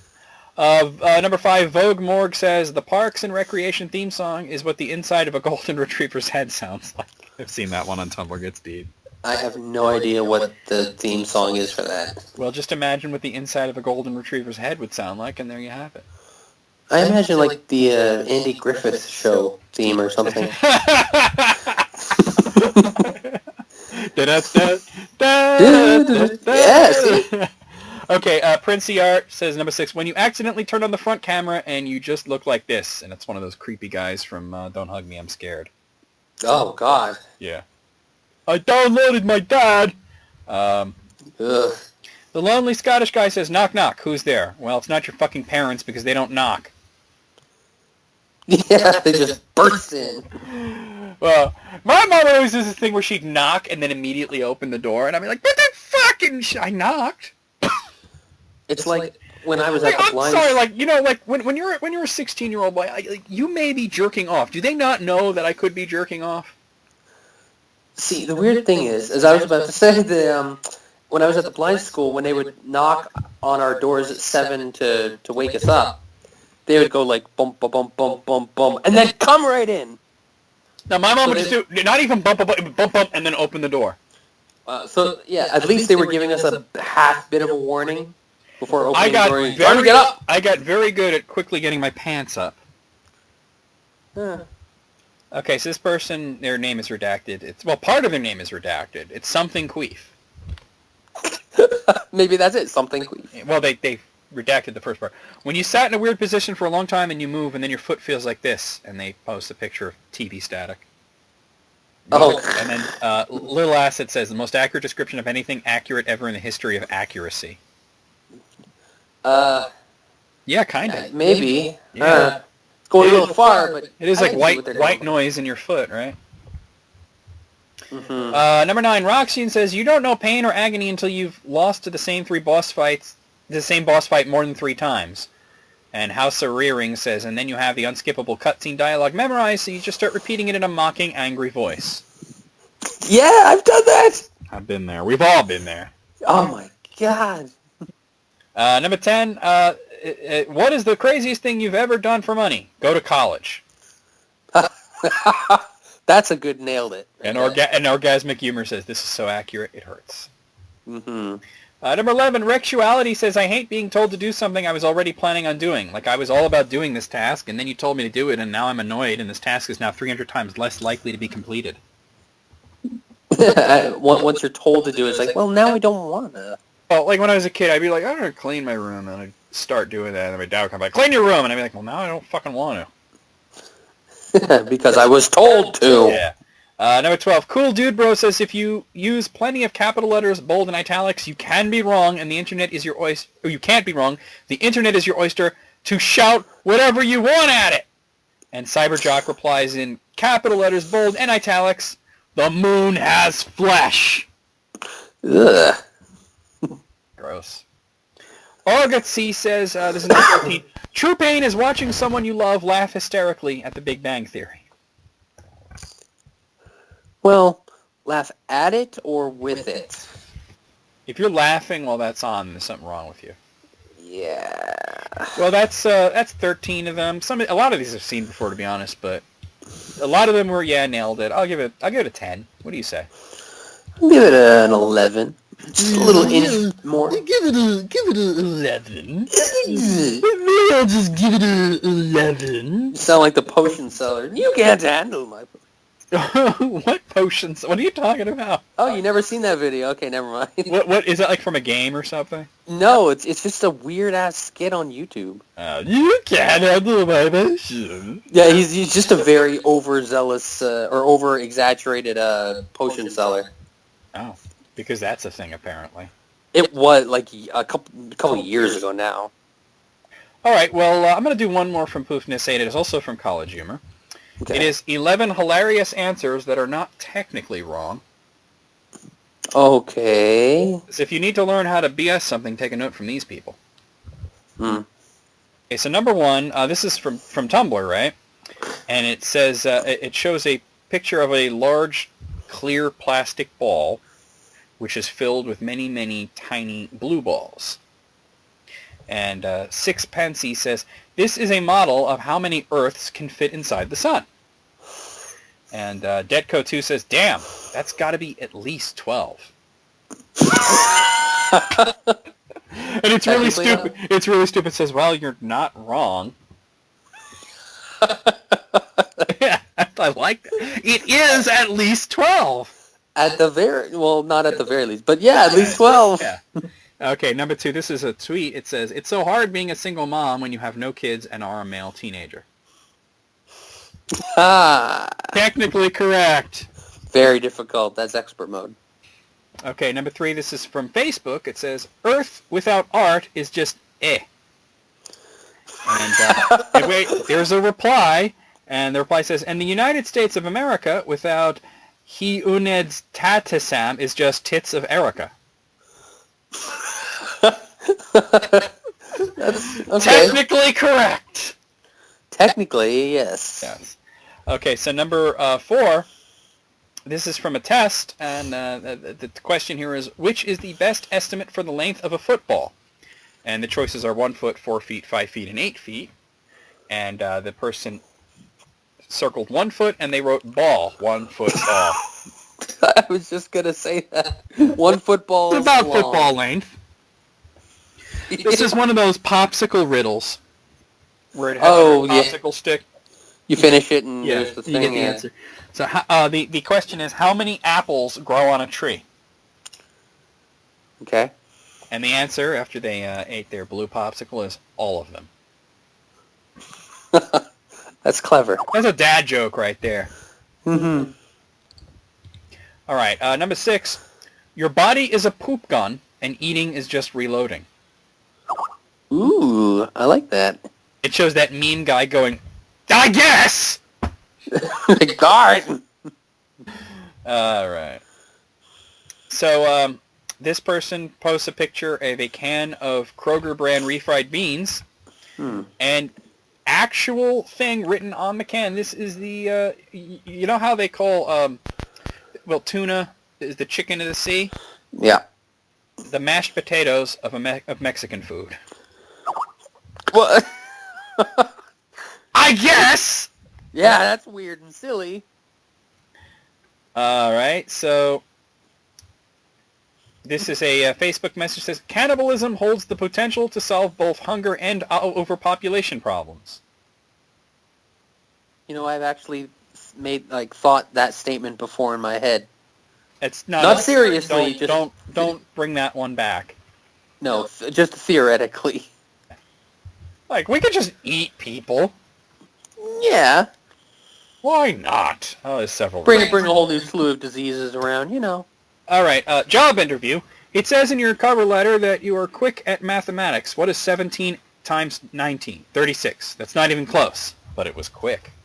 Ha ha. Yeah. Gotcha. Number 10 from Tumblr, just shower thoughts. Everything in the universe is either a potato or not a potato. Yeah. Yes! You got to send that one to Tanya. I'm doing that right now. I was already doing it when you said that. Okay. Number 11. This is from Family Feud, and it's a GIF, so I have to wait. Name something you pull out. And this girl says, "Your penis?" And then Steve Harvey's just looking traumatized. Just mugging the camera for 15 minutes? No, he looks like somebody just showed him a picture of his mother with her head cut off or something. Yeah, he does that. He's just like, what? Okay, well that was the end of it there. I guess. Out of 11, I guess 11. I guess 11 too. I mean, damn. They're all technically not wrong. Yeah, exactly. Technically correct. Mm-hmm. Damn. I won't say they're right, but I'll just say they're not wrong. You know, here's one that's I just found on my own. It is from College Humor. It's 16 pie charts that are 100% true. How much of this pie is pie? 100%. Well, this first one is, it shows a mostly blue pie chart with a sliver of red. The blue is people who hate the sound of their own voice, and the red is Morgan Freeman.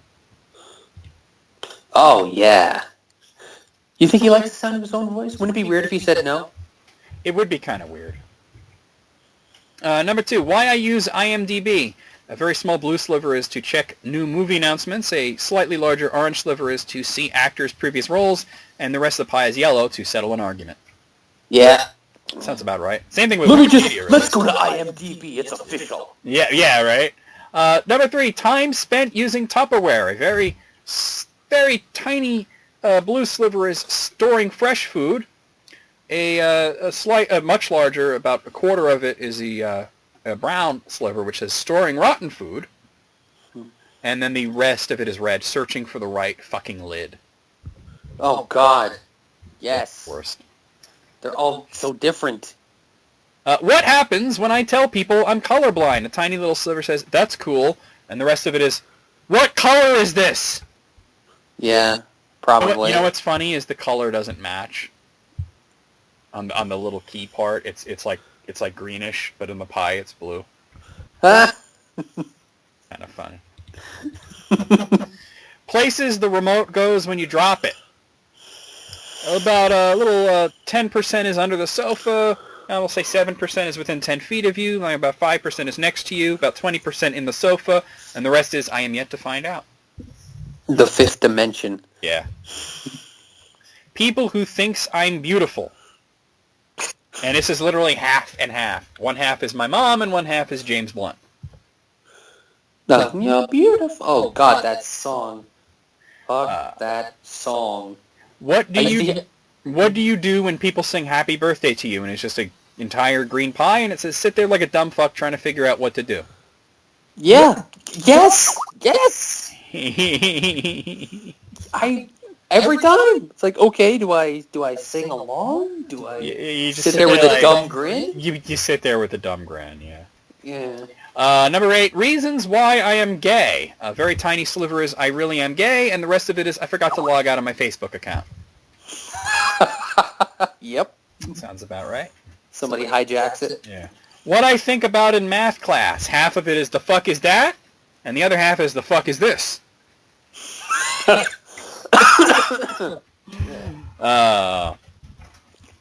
Number 10, when people... Oh, you're going to like this one. When people say no pun intended, a very small sliver is after making an unintended pun, and the rest of it is after making an intended pun. This one, of course, you say pun intended. Okay. Number 11, Spanish phrases I remember. A little tiny sliver is important things, and the rest of it is me gusta. Una cerveza, por favor. One beer, please. I forget how I know that. I don't even like beer, but I know that. Probably from Quantum of Solace. That's probably it. Yeah. when there's, quote, no food, unquote, at home. A tiny sliver is there's seriously no food. A much larger sliver, did you check that cabinet? A little tiny sliver is diet. Another tiny sliver is mom picked up some fast food, and the rest of it is there is, but it's not junk food. Yeah, yes, exactly. There's no quote food. All right, number 13, reasons why I update my apps. The very tiny sliver is to get the various new interface tweaks, stability improvements, and so on, and the rest of it is to make the little red notification go away. Yeah, pretty much. I don't like those little notifications. I like everything clear. Yeah. Okay. Oh. All right. So this says Japan, and it's literally a big red circle, and it says Japan, and then the white, which is outside the circle, is also Japan because it's the Japanese flag. Wah wah. Yeah. Why villains in Scooby-Doo are arrested? A tiny little yellow sliver is for actually committing a crime, and the rest of it is for putting on a costume and scaring people. For a really dumb reason. Yeah, right. And I would have gotten away with it too. Like, you probably will. What you did is not illegal. You never know. It could have been attempted murder. Well, maybe. And this last one is, Mom, can I? And the entire pie chart is no. Or ask your father. Yeah. Oh, yeah. Right. No. She says no, and then you go ask Dad. Oh, yeah. That's how it works. Out of 16, I'm going to give it a 15. I was going to give it a perfect score, but that Japan one was dumb. Groaner. I'll give it a 14. 14. Okay, let's see. I do have more submitted lists.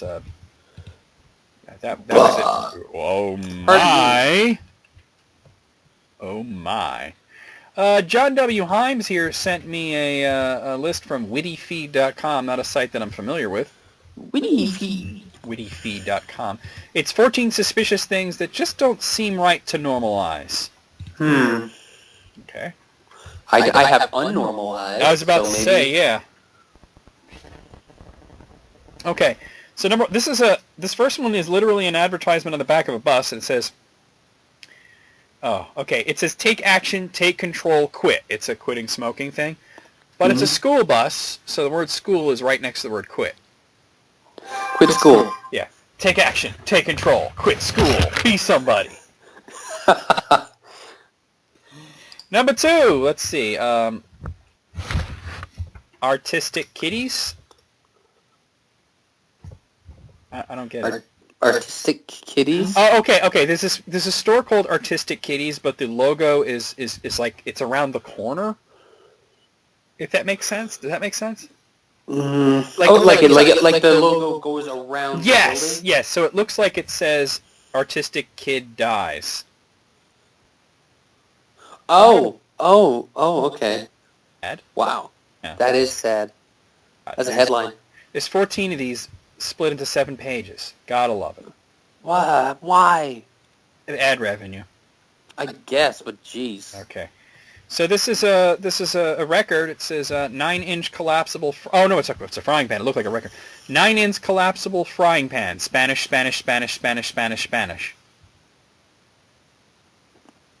What? Okay, you know how it'll say something in English and then it'll say something in Spanish below it? Oh, but it's a hell of a lot of Spanish? No, it just literally says Spanish. That's weird. That was the filler text, and then they never replaced it. It even got the instructions. Caution, pan may be hot after use. Handle with care. Keep away from children. Care, wash with water and gentle dish soap prior to first use and after each use. Allow to cool prior to washing. Do not scrub with metal wool, as you may damage the non-stick fish. Spanish. They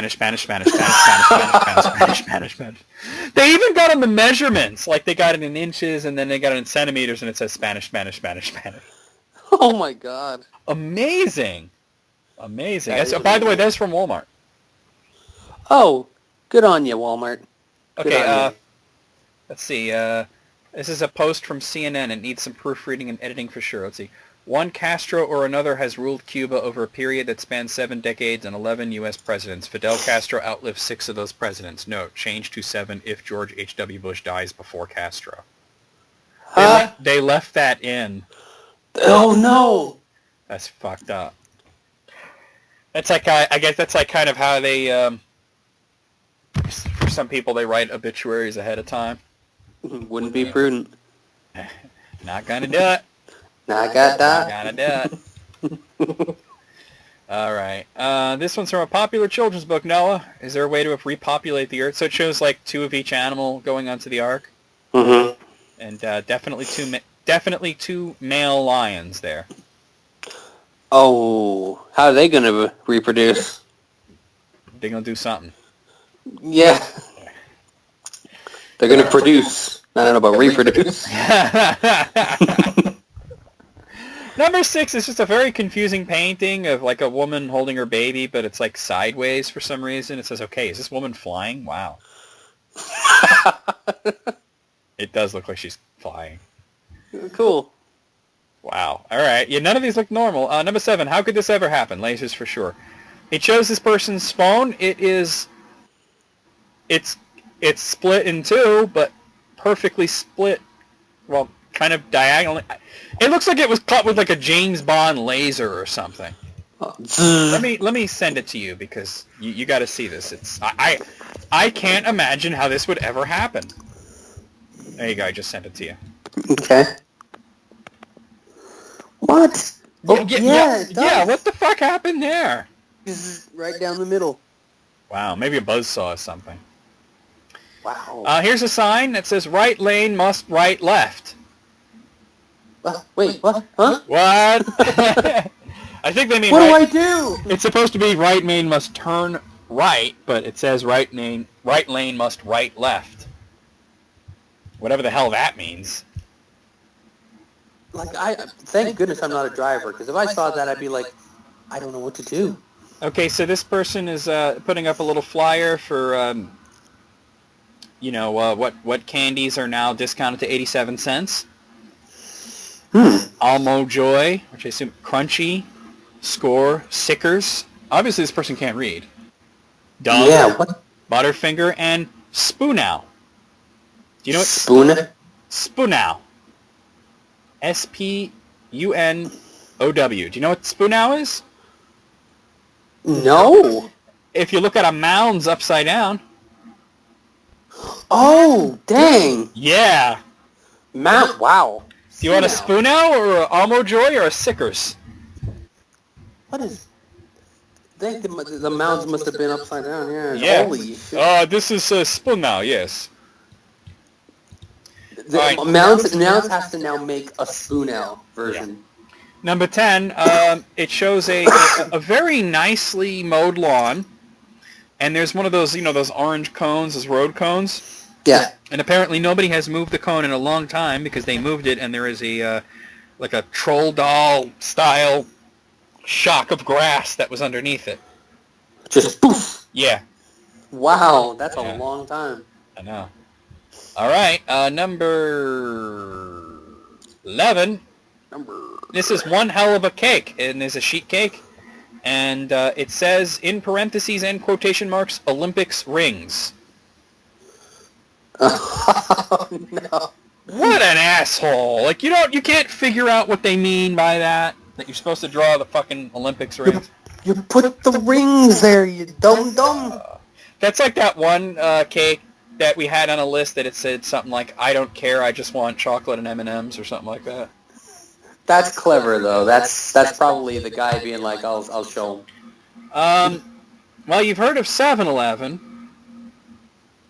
Yeah. But apparently in Aganda Beach, Kanakona in Goa, they have a store or knockoff called 9-11. Oh, okay. 911. Yeah, but it's like the 7-Eleven logo with the big 7, except it's a 9, and then the word 11 across it. But it's like, couldn't they maybe get a different name than that? Well, yeah. Maybe in their minds they think it's like funny, like no 911. 9/11. It's like 7-Eleven, but 2 more. Yeah. Okay, now this is a card that says you know. Oh wow. Is it a bumper stopper? Okay. Here's the thing. It says you will show you how to design lead. That's what it says. But they have some of the words bolded and some are not, so it's supposed to say you know how to design, we'll show you how to lead. Obviously you don't know how to design. You do not know. Yeah. This one says, leave as welcome I may all who guests came as wrens. Am I having a stroke? I think it's supposed to say, welcome, may all who come as guests leave as friends. But literally it says leave as on the first line, then welcome, and then the F. And then may all who guests came as, and then the rest of the word friends is there. What happened? Somebody put it together wrong. Like I said, maybe they were having a stroke. Somebody had a stroke. Oh my gosh. That was the last one. Reminds me of a horrible joke, which I'll tell you in just a moment. But out of 16, what do you think? 14. I'm sorry, out of 14.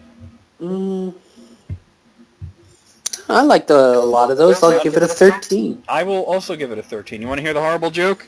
Yes. Okay, so here's the joke. My grandmother, my great aunt, and my great grandmother were sitting on a park bench, just sitting there chilling, right? Right. And a man came up to them and flashed them, and just showed them his penis. Right. And my grandmother immediately leaned forward and had a stroke. My great aunt also leaned forward and had a stroke. But my great grandmother, who was very old and not in good health, couldn't reach that far. I was gonna make the terrible joke that I guess that person that did the sign didn't have a stroke. They had a keystroke. Yeah.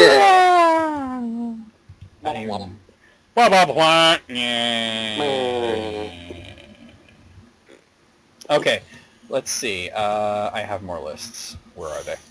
I do have something from S Serpent. Let me find that. Ba-da-ba-ba-da-ba-ba-ba. Good old Serpent 21. Okay, what was that? Good old Serpent 21. Yeah, he sent me a top 75 list. Boo! And it is 75 favorite Weekend Update with Norm Macdonald lines from Saturday Night Live. Oh, dude. All right. Now, This is the fake news. He actually starts at number 1. Do you want me to start at number 1, or do you want me to work the way up from 75? Is it like just a random list, or is number 1 the best one? I don't know if it's... I don't know. I have no way of telling. He doesn't...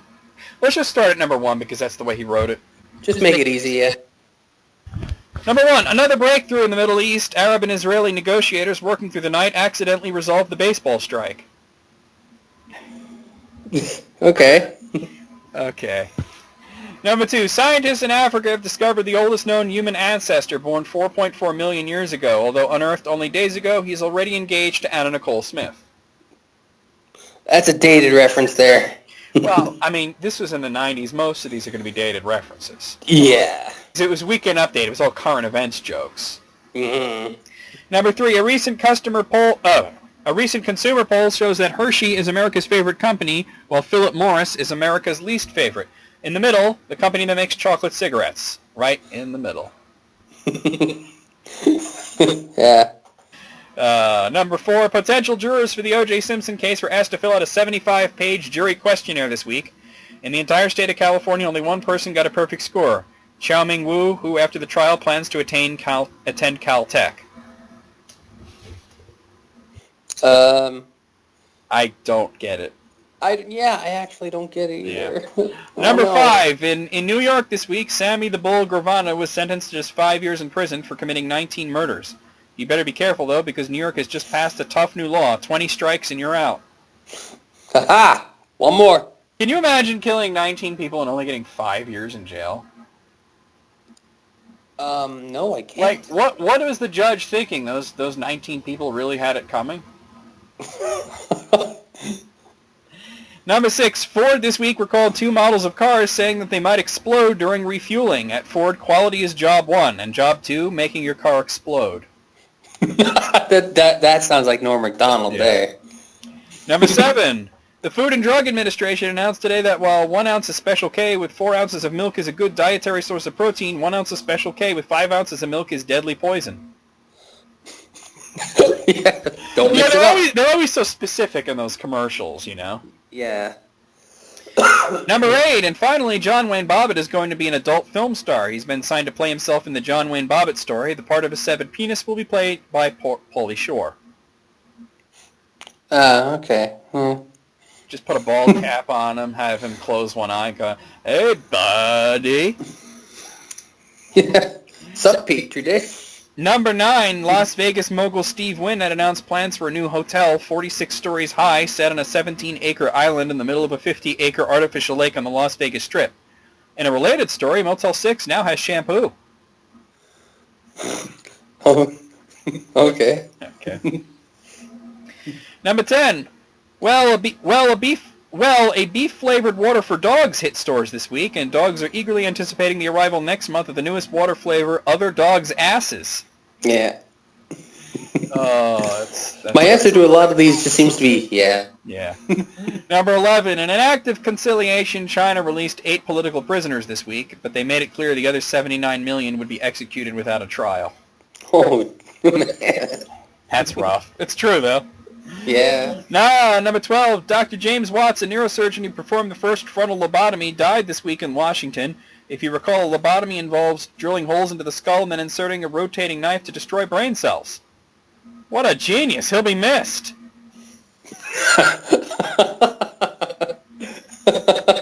It's all about his delivery, too, yeah. Yeah, I mean, a lot of this, like he could take the most unfunny shit and say it, and it would be funny. Mm-hmm. Number 13, Liza Minnelli has gotten word she'll have to have a hip replacement operation. This marks the first time in 15 years that the name Liza Minnelli and the word hip have been used in the same sentence. Hey-oh. Oh. Number 14, last week, British entrepreneur Richard Brown launched a new soft drink, Virgin Cola. Apparently, months of research determined that people were turned off by the name Slut Cola and Dr. Whore. I like that. That is good. Dr. Whore, very good. Slut cola. Number 16. Well, the Grammy Awards nominations were announced this week, and it was a lucky day for singer Billy Ray Cyrus. Apparently, he found a $5 bill in a taxi. It's a lucky day. I like it. Number 17. And OJ announced this week that he's coming out with a new book called I Want Yo Tell You. What? I want to tell you? I think he made a typo there. And if it's successful, OJ will work on yet another book entitled From Football to Prison, My 25 Years of Showering with Other Men. Ha-ha! Number 18. In North Dakota this week, a hunter narrowly escaped death when a pocket knife in his breast pocket deflected a bullet shot by another hunter. Man, you know, we have way too many weapons in this country when people are getting shot in the knife. That's good. I like it. Number 19. It was revealed today that O.J. Simpson told police that, what are you doing? Sorry. Gotta wash my hands for eye drops again. Loud as fuck, man. I know, sorry. It was revealed today that O.J. Simpson told police that Nicole Brown Simpson used to beat him up. He also claimed that she and Ron Goldman killed him.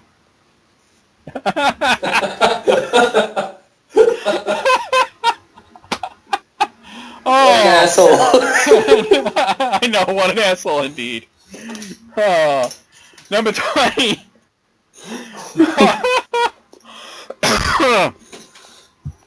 Researchers have developed a so-called red wine pill, which gives all the benefits of red wine without the alcohol. Yeah, it's called a grape. Yeah. Number 21. In his book, O.J. Simpson says that he would have taken a bullet or stood in front of a train for Nicole. Man, I'm going to tell you, that is some bad luck. When one guy who would have died for you kills you, that's probably, you don't get worse luck than that. Yeah, no kidding, man. Number 22. Blimpies has started supplying subs for Delta Airlines to serve on its flights, and in return, Delta is giving Blimpies barf bags to hand out in its restaurants. Hey! That is like a fucking Krusty the Clown joke right there, ain't it? Mm-hmm. Number 23. Airline travelers' complaints have risen 22% over the last year. The single most common complaint was they lost my baggage, followed closely like, I don't like being in a fiery plane crash. I can really hear Norm saying all these in my head. Number 24. Well, more bad news for Governor-elect George Pataki, as an audit reveals that due to years of lax security, New York's reservoirs are, quote, 90% urine. Yeah. Number 25. A new study shows that a few simple tests may be able to determine which elderly drivers are most likely to have accidents. Sadly, the tests all involve a lot of old people driving cars into trees. Kind of sad. Yeah, dang. Number 26. Scientists have created a genetically superior Christmas tree that will be taller, stronger, and tougher than other trees. One downside, if you don't like your presents, it will kill you. It's a hell of a downside there. You could tell. I think you might have ad-libbed that one. Yeah. Number 27. Hey, Lisa Marie Presley said that she and Michael are still together and happy this week. She also made a revelation that she is actually a 9-year-old boy. Aw. Oh, right. Oh, that's right. Number 28. President Clinton said this week that he was writing to propose a tax cut, quote, as long as I can pay for it. He then looked inside his wallet and announced a plan to cut taxes by $6. Hey, it's something. I know. Number 29. Well, the U.S. Safety Commission has issued a list of unsafe Christmas toys. Topping the list this year, Mattel's gasoline-powered Sharp Thing. I like it. We got to get that one. Bag of broken glass? Yeah, oh, yeah. The diseased monkey? Yeah. Yeah. Number 30. In a survey this week, men said they preferred penis size to height. 62% of men said they'd rather be 5'2" with a 7-inch penis. 36% said they'd rather be 6'3" with a 3-inch penis. And the remaining 2% said they'd rather be 1'4" with a 300-inch penis. Well, damn. 300. What are you going to do at that point? Wave it around? Yeah, use it as a swing set. Yeah. Number 31. Singer Billy Joel survived a massive earthquake which rocked Japan this week. The quake, which hit the port city of Kobe, killed nearly 5,000 people and demolished hundreds of buildings. To repeat, do not panic. Billy Joel has survived the earthquake. Thank God. Oh, We avoided that is funny. that one. Number 32. In an effort to feel smarter than somebody, Dan Quayle this week spoke to 4,000 Amway employees. Ooh. That's it? Yeah, I guess that's a burn on both Dan Quayle and Amway. I guess so. Number 33. According to the National Transportation Safety Board, sleepy truckers are responsible for 1,000 deaths a year. In second place, O.J. Simpson at 2 deaths a year. Jeez.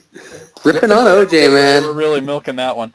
Number 34, officials in Disney World have ordered their ride, the Extraterrestrial, to be shut down until it can be made scarier. When the attraction reopens next week, it will be exactly the same, but missing 6 bolts. Aye. Oh, well then. Which 6? You'll find out. Yeah. Number 35, well, Monica Seles says she doesn't like to watch women's tennis anymore. Hey, join the club, lady. Aww. Number 36. Monica. Like every time she hit the ball, it was like throwing a Kamehameha or some shit. Yes. Number 36. Action star Arnold Schwarzenegger is reportedly planning to appear in an upcoming production of the Broadway musical The King and I. Schwarzenegger says that in contrast to other actors' portrayals of the King of Siam, he will be really, really horrible. I remember seeing that line. Oh, yeah? Yeah, I remember that one.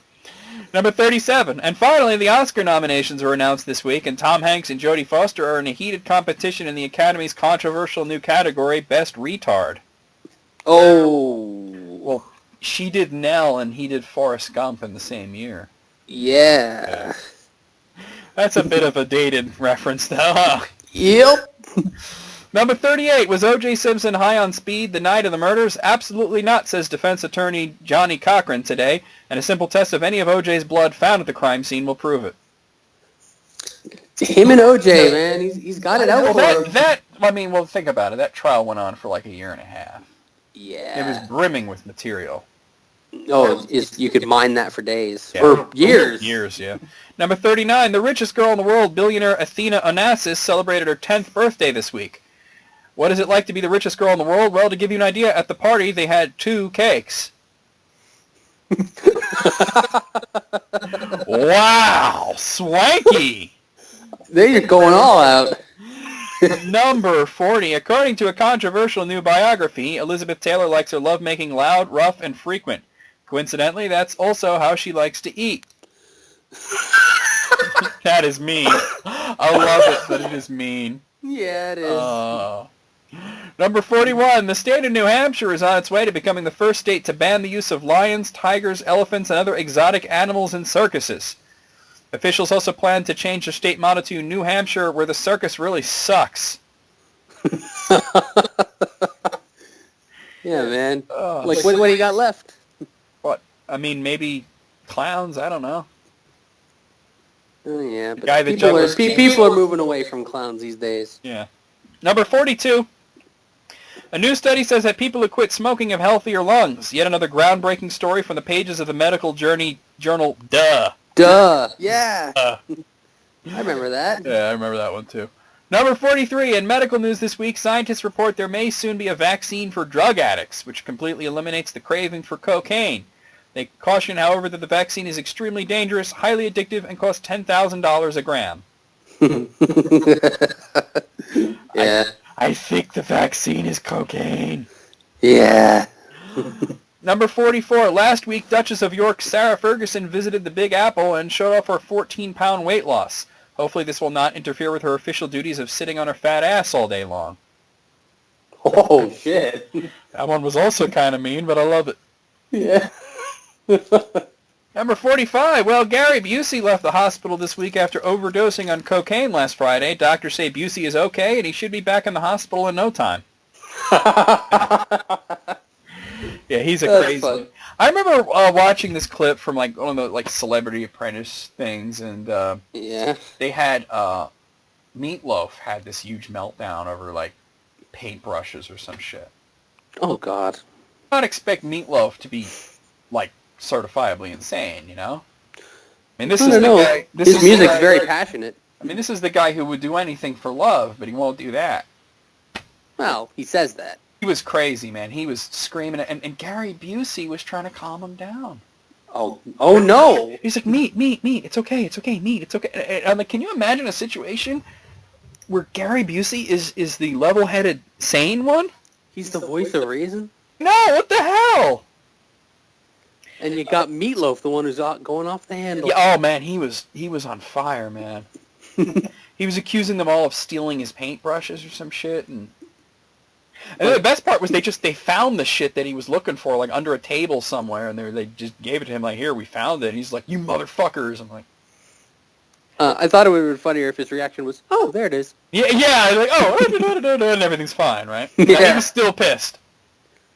Oh. Number 46, the number one selling doll this Christmas is Tickle Me Elmo, and the least popular selling doll, you guessed it, Tickle Me Frank Stallone.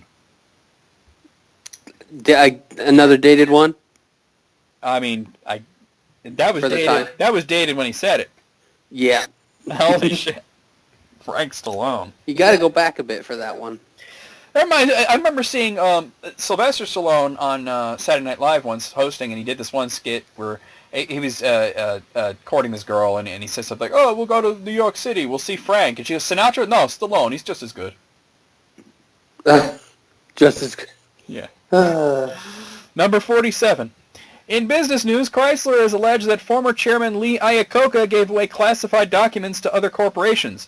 According to a spokesperson, Chrysler is deeply concerned that other manufacturers have learned the secret to building crappy cars. Oh, yes, quite. Yes. Number 48, another political news. Texas billionaire Ross Perot announced this week that his party wants him to run for president. If his party wants him to run for president, he will. According to insiders, it is the first step of Perot's plan to waste the last few years of Bob Dole's life. I remember he used to do a Bob Dole impression. Bob Dole. Yeah. Bob Dole. I remember when Bob Dole was on the show, it was like the day before Election Day. And Bob Dole was on Saturday. Well, not the day before because it was Saturday, but it was like right before Election Day. Bob Dole was on the show. And he's telling him, like, I got to say, Norm, your impression of me, it's not very good. He says, I don't go around saying Bob Dole this and Bob Dole that. That's not something Bob Dole does. It was pretty funny. And Norm is, like, losing it. He's, like, losing his shit. Yeah. Number 49. Well, filming has finally begun on the long-awaited life story of Evita Peron, starring pop singer Madonna. According to the producers, the film is 100% accurate, except for the part where Mrs. Peron has group sex with the Houston Rockets. Oh, jeez. Well, that's Madonna for you, right? That's Madonna. Shrug.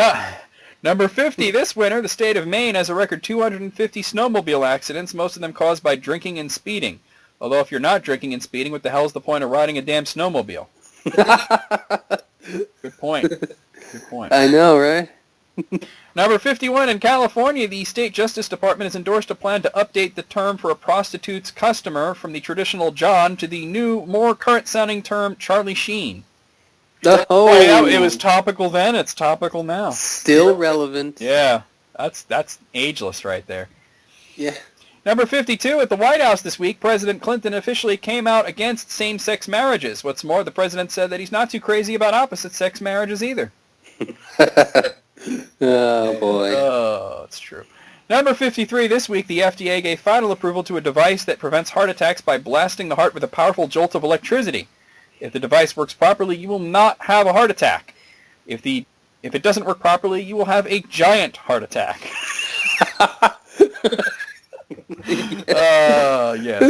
Yes. What? Yes. Number 54. Meanwhile, Bob Dole brought the struggling presidential campaign to New Jersey, vowing, in his words, to prove Yogi Berra was right when he said it ain't over till it's over. Reached for comment, Yogi Berra said, it's over. Yeah. Number 55. In Virginia, laughter from previous joke, police are looking for a stripper who stabbed a man, telling her she was too fat to strip. Police warn the woman is armed and extremely fat. Wow. That's, again, pretty mean. Just cutting right to the chase there. Mm-hmm. Number 56. In Springfield, Missouri, the local cable company mistakenly aired 5 minutes of explicit sex scenes from the Playboy Channel on the Cartoon Network during an episode of The Flintstones. Experts say that the children who saw the broadcast called it the greatest Flintstones episode ever. Yeah, right? Holy shit. That's like that episode of South Park with the Lord of the Rings tape that was swapped for a porno. Oh, what was that tape called again? Like something like Sluts 9 or something? Backdoor Sluts 9. That's it, yeah. And Butters watched it, and he's like, oh, this is good. Yeah. Number 57 on our top story tonight comes from the O.J. Simpson civil trial, where this week it was revealed that his first interview with the police, Simpson had refused to take a lie detector test. His reason, it detects lies. That's a good reason not to take one. Yeah. Number 58, in a recent interview, actress Goldie Hawn said that she does not mind if the man she's married to cheats on her, explaining, quote, sexual experimentation is a basic need of all men. You can read more about Goldie Hawn's personal philosophy in my new book, Goldie Hawn, The Greatest Woman Who Ever Lived. Well, shit. Isn't she married to, what's his face from the film? Oh, yeah, what's his face? Kurt Russell, right? Oh, I think maybe still? I think they're still married, right? Maybe, I don't know. Number 59, late yesterday, the House subcommittee investigating Newt Gingrich finally issued its long-awaited report recommending that the Speaker be given a reprimand and a $300,000 fine for minor ethical violations. Gingrich has promised to come up with the money promptly, although he admits it is going to involve some giant ethical violations. Oh, man. And make an omelet without breaking a few eggs, right? No kidding. Number 60, following the passage of a new city ordinance, strippers are now forbidden to give lap dances in the city of Houston, Texas, or as I refer to it, Nazi Germany. Oh, jeez. You went there. Number 61, our top story tonight. This week, after months of speculation, sitcom star Ellen DeGeneres finally admitted that, yes, she's gay. Inspired by her courage today, diet guru Richard Simmons admitted that he is really, really, really, really gay. You know what's messed up is that Richard Simmons is not gay in the least. No. Not even a little bit. I never really thought about it. I just thought he was very... I'm pretty sure he's asexual. Yeah, I just figure he's animated. Well, he's definitely animated. Very animated? Definitely animated. Number 61... Oh, that wasn't number 61. Number 62... Finally, according to the U.S. News and World Report 1997 Career Guide, the best job in the United States for the second year in a row is Interactive Business System Analyst. However, last year's worst job, Assistant Crack Whore, has been replaced by a new worst job, Crack Whore Trainee. Oh, Assistant Crack Whore. They don't get paid much. Yeah. Number 6, if that's like that another Simpsons joke, like when Token was trying to figure out why his family was rich and everybody else was poor, and his dad says, well, like, take, for example, your mother is a chemist while your friend Eric's mother is a crack whore. One pays more than the other. Yeah. South Park, yeah. Yeah. Number 63, TriStar Pictures is planning a film about the 70s disco act The Village People. While the movie will be coming out next summer, it plans to wait until Thanksgiving to come out to its parents. Pretty obvious joke. Yes, Norm. Very obvious. Number 64. This week in the civil trial of O.J. Simpson, the jury, which had earlier found him liable in the deaths of Ron Goldman and Nicole Brown Simpson, this week tacked on an additional $25 million in punitive damages. On hearing the news, Simpson declared, "This is far from over." Asked to clarify that statement, O.J. said, "I'm going to kill more people. What did you think I meant?" Jeez, man. Damn. Endless well right there. Number 65, the Irish rock band U2 kicked off their new tour in New York City yesterday, making a surprise appearance at a downtown Kmart. Fellow Irish performer Sinead O'Connor was also on hand, but she works there. Oh, man. There was a time in the late 90s when U2 was not doing so good. Yeah? Number 66, well, here's a sign of the times. This summer, for the first time ever, you will need a reservation to get into Yosemite National Park. Officials say those hit the hardest by the new regulations are the squirrels. Oh, man, I got to register now? That's crazy. Number 67, and finally in medical news, there are reports that suicide doctor Jack Kevorkian is considering retirement. As Kevorkian put it, "I always said I'd quit the day it stopped being fun." Oh, wow. Oh, damn. That's fucked up. That is pretty fucked up. Number 68. Well, this coming Monday is Oscar night, and the three films The English Patient, Secrets and Lies, and Shine are locked in a tight race in the category Best Picture There's Not a Chance in Hell I Will Ever See. Yeah, right. I've never seen The English Patient. Yeah. I don't know. Elaine didn't like it, so. That's true. Number 69. Well, Reader's Digest has released its 1997 list of the best and worst places to raise a family in the United States. The best place, Sheboygan, Wisconsin, while the worst place in America to raise a family, the Neverland Ranch. Oh. It's probably true. Poor Michael. Michael. Number 70. According to O.J. Simpson's niece, Terry Baker, when O.J.'s mother, Eunice Simpson, first heard about the slaying of Nicole Brown, she exclaimed, "He did it." Reached for comment, O.J. said, "My mom was just guessing. I hadn't even told her yet." Damn. Norm. Oh, that's great. Damn, man. That's great. Number 7. I mean, we're laughing at it like 20 years later, so. Yeah. Number 71. Real estate mogul Donald Trump announced this week that after 3.5 years of marriage, he is seeking a divorce from his wife, Marla Maples. According to Trump, Maples violated a part of their marriage agreement when she decided to turn 30. That was unacceptable. Oh, boy. And now he's president. And now he's the president. Yup. Number 72. This week, talk show host Kathy Lee Gifford addressed published reports that her husband had an extramarital affair, saying, quote, "Frank did and always does what is right." Kathy Lee's statement has been widely interpreted as a public admission that her husband beats her. Oh my God. That's a wow. Whoa.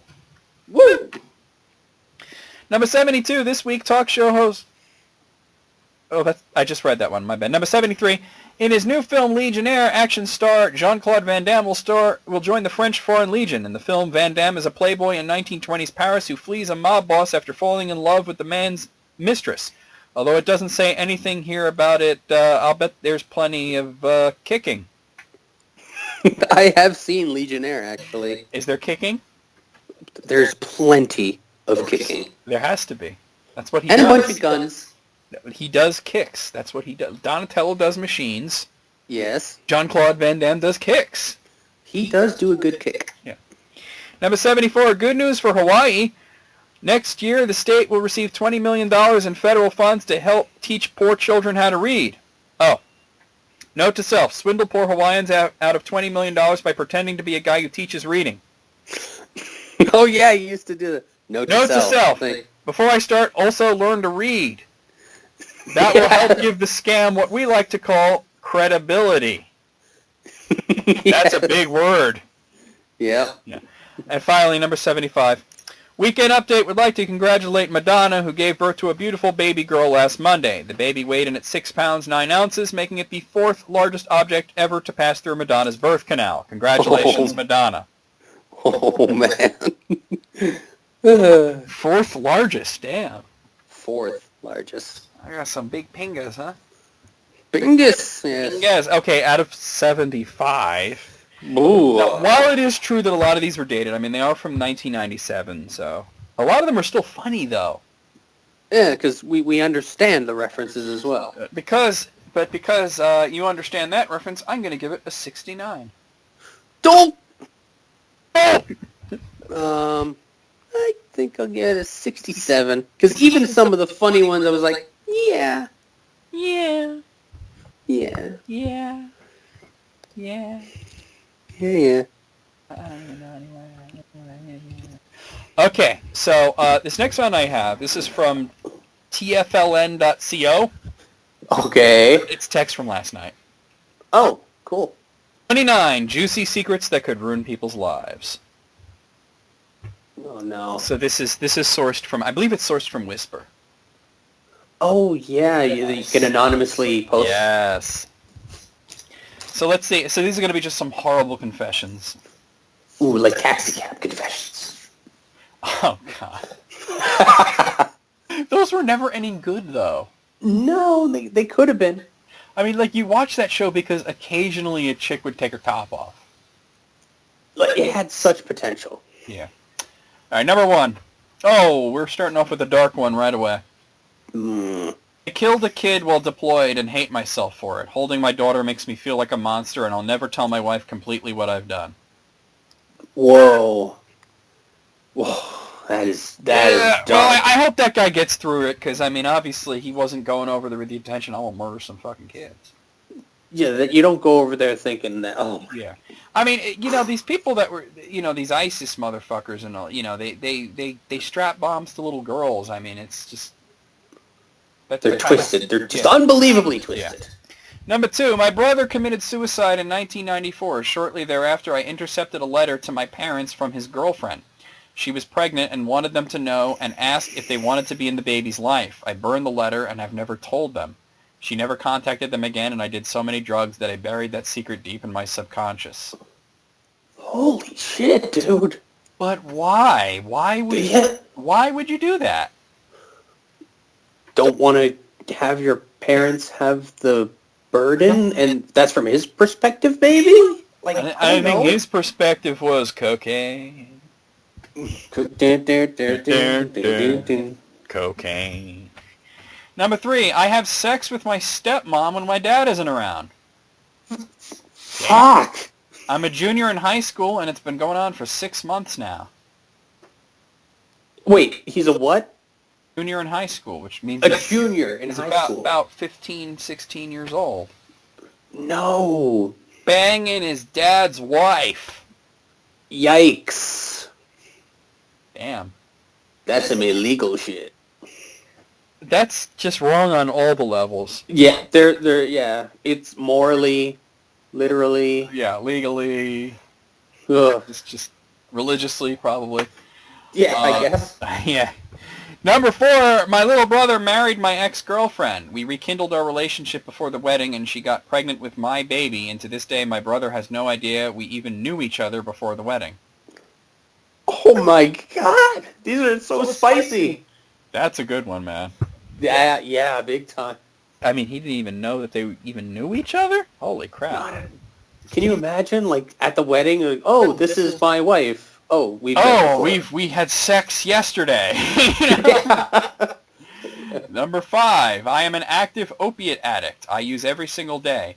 Everyone in my life, even the people closest to me, think that I have been clean for over a year. I am a good actor and liar. It comes with the territory of addiction. I don't want this. I hate myself. I want to stop more than anything. It's so damn hard. Although you never know, maybe his friends and family are also good actors, and one day he's going to show up and it's going to be like a intervention. Well, don't you think they would have done it by now? Yeah, okay. You poked a hole. Yeah. Number 6, I'm white and my wife is half black. I fantasize that she's my slave when we have sex. Ooh, that's not good. She thinks I'm the least racist person she's ever known. You know what? Let her keep thinking that, because that's... she finds that out, your ass is going to be out. Keep that whisper to yourself. Yeah, that ain't... Wow, dude. Dude. Number 7, in sophomore year, I came out to all my close girlfriends and am now very close to all of them. I've slept in the same bed with them, dressed and undressed with them, even took a shower once with one of them. I'm not actually gay, and just came out so that I could see them naked. I was waiting for that. Yeah. That is so wrong. You're going to have to commit to this lie, because what if you get a boner when you're like, checking them out? That is...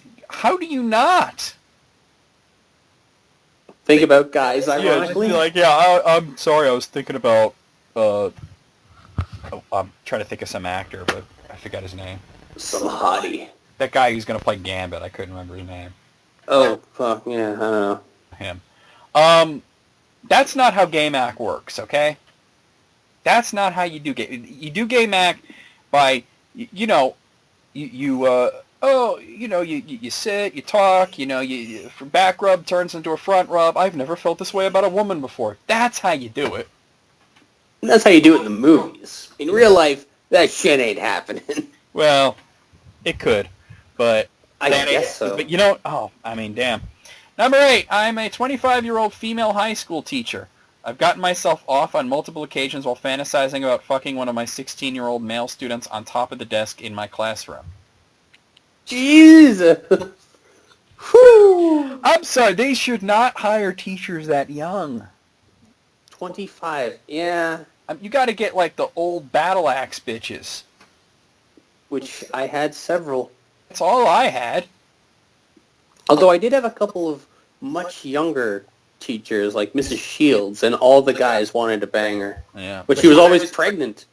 Wow, I guess they were. Right? Number 9, me and my cousin have been doing it for 10 years now. It started when she was 12 and I was 13. Oh my god. Yo! Yo, no, just... Yo! These are all so fucked up, man. Man, when I was 13, I was thinking of, I was jerking off, but I was thinking mostly about fucking Mortal Kombat. I wasn't thinking about banging my cousin. Yeah, I was probably thinking about Mortal Kombat as well. I mean, I could understand if that happens. You're teenagers, you're stupid, you don't know any better, hormones are going crazy. But now, you think about it, he's 23. Yeah. It's time to stop fucking your cousin, dude. Yeah, but even still, like, did you just never meet your cousin before? Maybe you didn't know?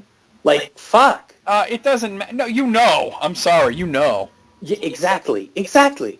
Number 10, I'm schizophrenic. It's not super bad, but I couldn't ever tell anyone for obvious reasons. I get by through passing off bits of it as OCD or general eccentricity, and it doesn't really interfere with my life any more than those would anyway. I'll probably never get married, though. Oh. This is stupid. Yeah. Why would you not say, hey, look, I have schizophrenia. Get treatment. Get help. I mean...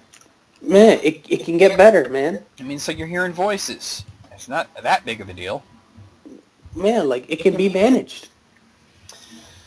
Okay, number 11. When I was 13, I caught my father in bed with my 15-year-old brother's girlfriend, also 15. I haven't seen her since, but I've been blackmailing my father with it for the last 6 years.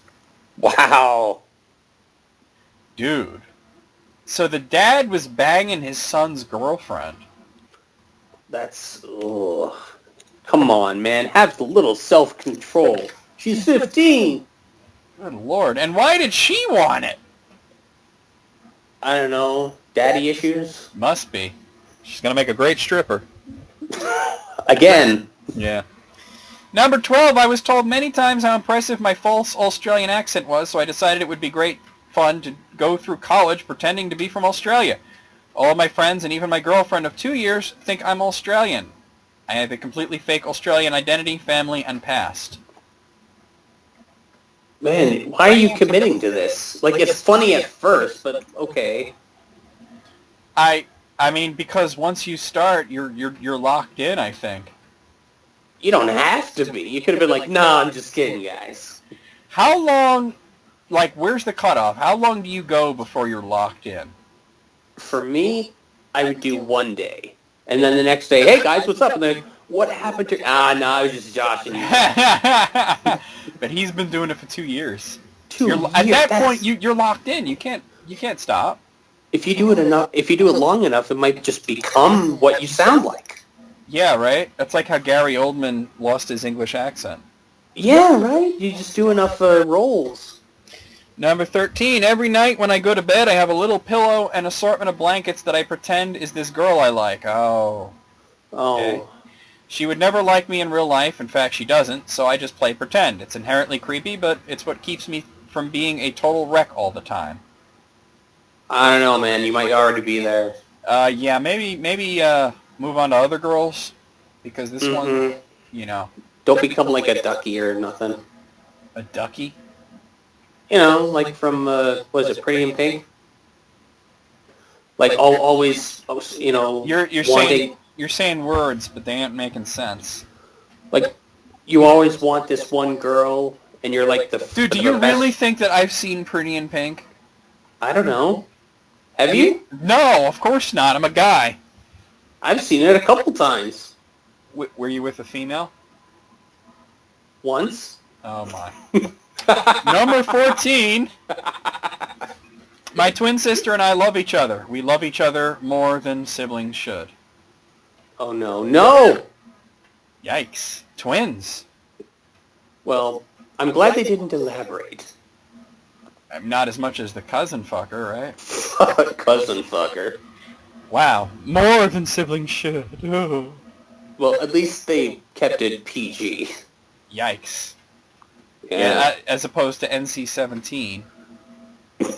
X. Number 15, I really, really want to post nudes on Reddit. I get off on the idea of people looking at it, enjoying my body, but not being able to actually touch it. But I have a wonderful boyfriend whom I'm very much in love with who would be devastated if I ever did. Okay, so don't.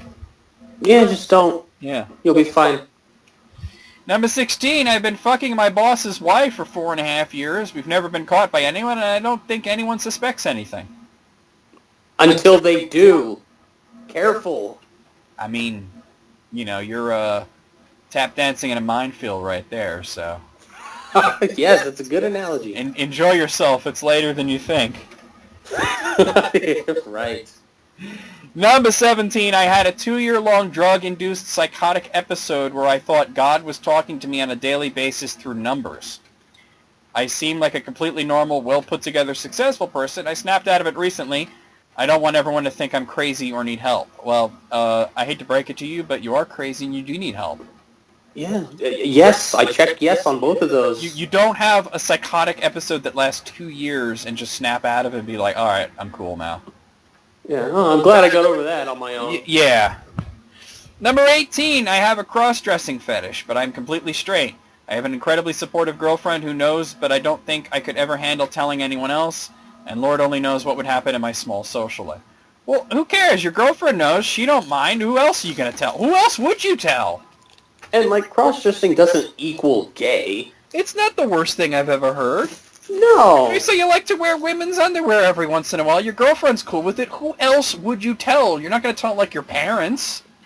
It's just your thing that you like to do. You're going to tell the priest at your church? I mean, get real here. It's something you can easily keep to your private life. Compared to the incest and rape and shit, this is kind of small potatoes. Very small potatoes. Number 19. I used to shit my pants until I was 13. I had no control over my bowels. My mother knew, but that was about it. I don't even want to imagine what would have happened if my fellow students found out. How didn't they? Yeah, what is that? I stepped in dog shit, and then the next day it's like, did you step in dog shit again? Yeah, it was the same pile, I forgot. Good Lord, I mean... Well, I'm glad that they eventually got control, anyway. Yeah, wow. Number 20, I'm in the middle of divorce, and the only way I've survived taking care of myself and my daughter is prostituting myself this last year. My family would completely disown me if they knew. My ex barely helps as it is. If he knew I had any sort of money, he would use it as a reason to help me even less. God damn. You do what you can to make ends meet. Maybe family court instead of whoring yourself. Yeah, right? Number 21. I faked the last 2 years of college education because my parents put so much pressure on me, so I faked it all, lied to everyone, even made up fake transcripts. That's commitment. I knew a guy who did that. Oh? Well, how did they find out? The infamous Sean. Oh, Cheeto Man. Yeah, Cheeto Man. He dropped out of college without telling his family, and they were still sending him money to pay for college. Oh, no. He kept that up for about a year. A year? Yeah. Scum. Well, you understand one of the many, many reasons we don't talk to that motherfucker no more. Yes. Indeed. Number 22, I once took a shit in the bathtub and then realizing what a horrible mistake I'd made, I flung poo into a hole in the wall. My parents renovated and patched up the hole, so now there is a 15-year-old turd in between the bathroom and the kitchen wall of my childhood home. Must be petrified by now. Yeah, I'm sure that's gone. That's the bugs took care of that long ago, I think. Oh man! Wow! Just poo in the wall. It's like that. It's like that dried up dog turd that's been there for 3 weeks. It don't smell anymore. Don't matter anymore. It's just a rock. Out of the way. Number 23. I have not paid income taxes in a decade. I don't get any withholding. I don't know how I got away with it. I don't know how it got away from me like that. At this point, I'm afraid to ask. Do your taxes and find out. It would not go well for this person. Yeah. This person is going to prison. Yeah. Number 24. I run a cake business. I charge people hundreds for wedding cakes. Every last one is made using Pillsbury cake mix I buy for $1 a box at Walmart. I suck at baking. Oh, wow. Well, maybe they're just really super good at decorating. Yeah. Yeah, why not make that your job? Well, that is their job, essentially, right? I guess so, because the Pillsbury cake, that's no biggie, but, Yeah. man. That's amazing that they charge hundreds for the wedding cakes. What a racket. Holy shit, keep that up. That is a racket. Keep that up. You're doing well for yourself. Until you get caught, like, I know what this tastes like you gotta... Yeah, but it's kind of like the Starbucks thing from earlier. Oh, this is gross. I paid $6 for it. It's amazing. Oh, yeah, hundreds. Well, I mean, this is exquisite. Number 25, I once helped out a female friend's family by taking care of their cat for a week. Every day for a week, I would go over there and snoop around their house.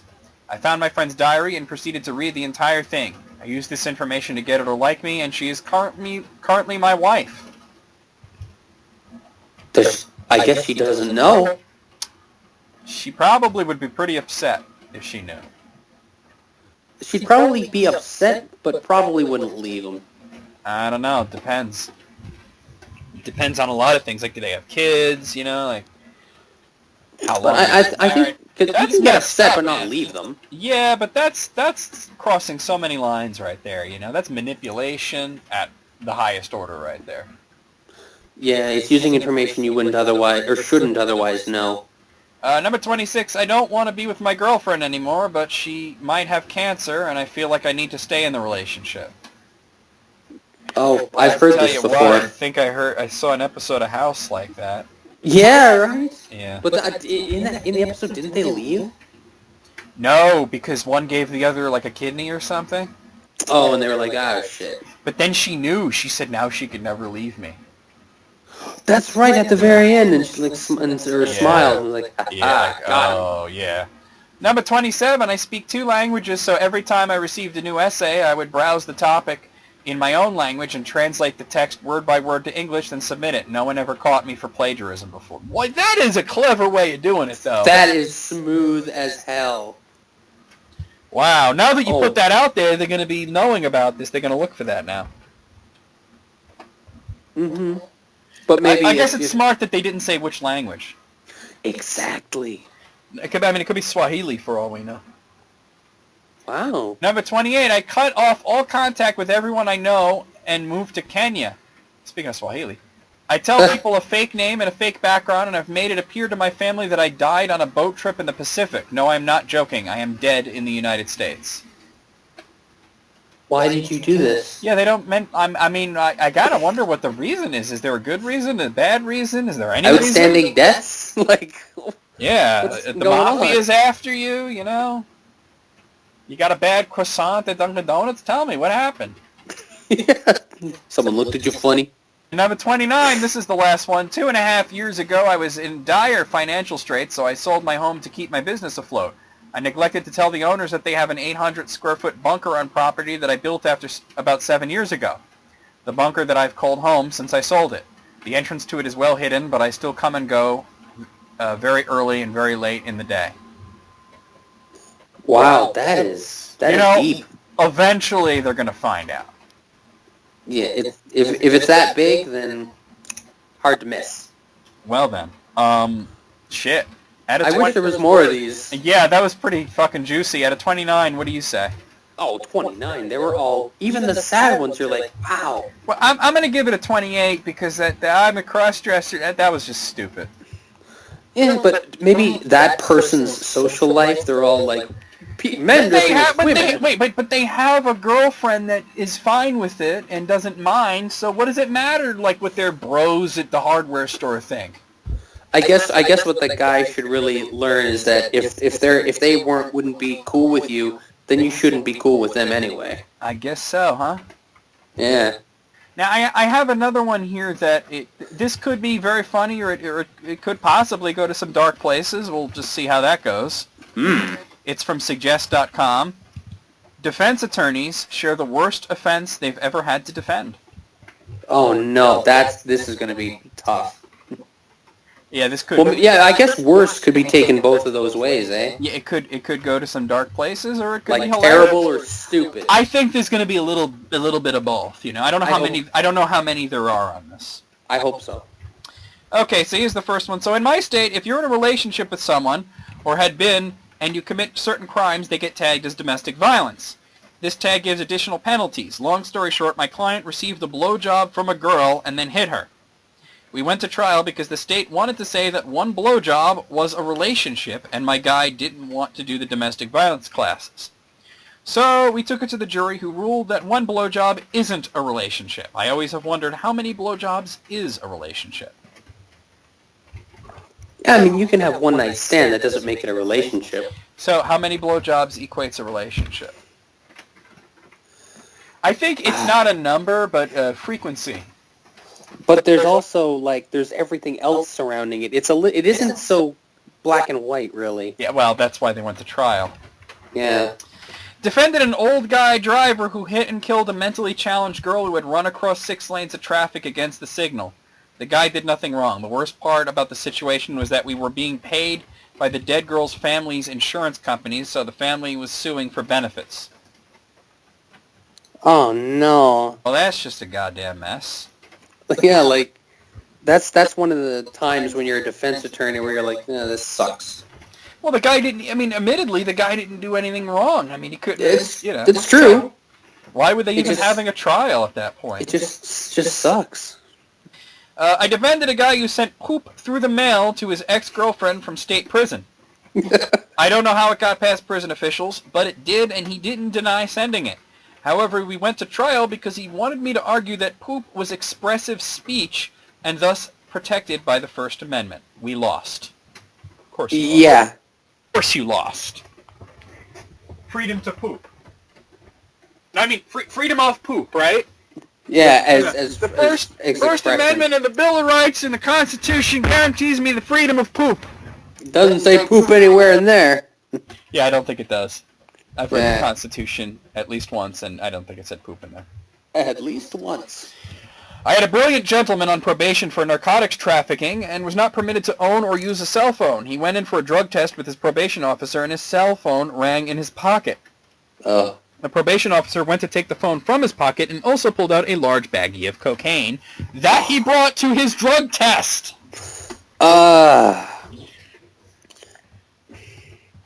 Maybe. What do you defend? Maybe he was clean and he was going to pass the drug test, and then right after doing it, he was going to get high. Or he was like, this is my last stash. Or he was just selling it. Oh, God, even worse. Oh, hold on. 1 second.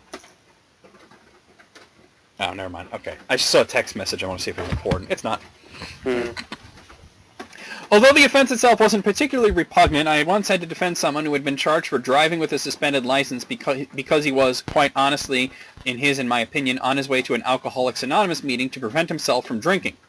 He was a very serious alcoholic who had been convicted of impaired driving several times, and he had found the only way he could stay sober was by attending AA meetings regularly. On this particular day, his license was suspended because of a prior conviction. He lived quite a distance outside of town, and his friend who typically drove him into town canceled at the last minute. In panic, worried that without attending the meeting he would relapse and inevitably end up hurting someone else, quite possibly by driving impaired again, he drove his own vehicle, stone cold sober, into town. On the way, he was stopped by the police and charged with driving with a suspended license. In court, I wasn't sure whether to tell the judge that despite the delay on the roadside and the laying of a very serious additional criminal charge to this poor guy's history, he managed to call his AA sponsor, who picked him up on the side of the highway and drove him to the meeting just in time to arrive only a few minutes late, and stay sober for an additional 24 hours, albeit with a reduced likelihood of the same positive outcome on the sobriety front the following day. Yeah, that is a tough situation. I gotta wonder what got him pulled over. Like, was it some bullshit like a busted taillight? Yeah, like, you gotta get pulled over for, like, some noticeable... Or maybe the cop just wanted to pull him over. You know? Oh, yeah, filling the quota. Yeah, sometimes that happens. Prior public defender, child assault/sexual assaults are the worst. That aside, I once defended a very, very nice 80-ish-year-old man who had been married for like 50 years, several kids, grandkids, and great-grandkids. He'd been charged with sexual acts with a horse. Turns out most of the community knew he'd been sexually interacting with livestock for many years, and they'd usually look the other way, but I guess he went too far with the horse. He pled guilty to the felony, but of course got no jail time. What the fuck, dude? That's amazing. The poor animals. Everybody just knew he was diddling livestock and was just like, oh, well, that's old Grandpa. That's just old Grandpa. Yeah. Him and his horses. It's like Dumbledore's brother. Oh. Yeah. Fucking goats. Not worst in so much as it was serious, but worst as in, geez, do I really have to do this? One time I was trying to defend a guy that was alleged to have thrown his own piss in a woman's face. Huh. The kicker, the guy was an inmate and the woman was a guard at the prison, so it really takes things up a notch penalty-wise. Our defense? Her face tested positive for urea, a substance that is in human piss, but is also an enormous variety of female beauty products.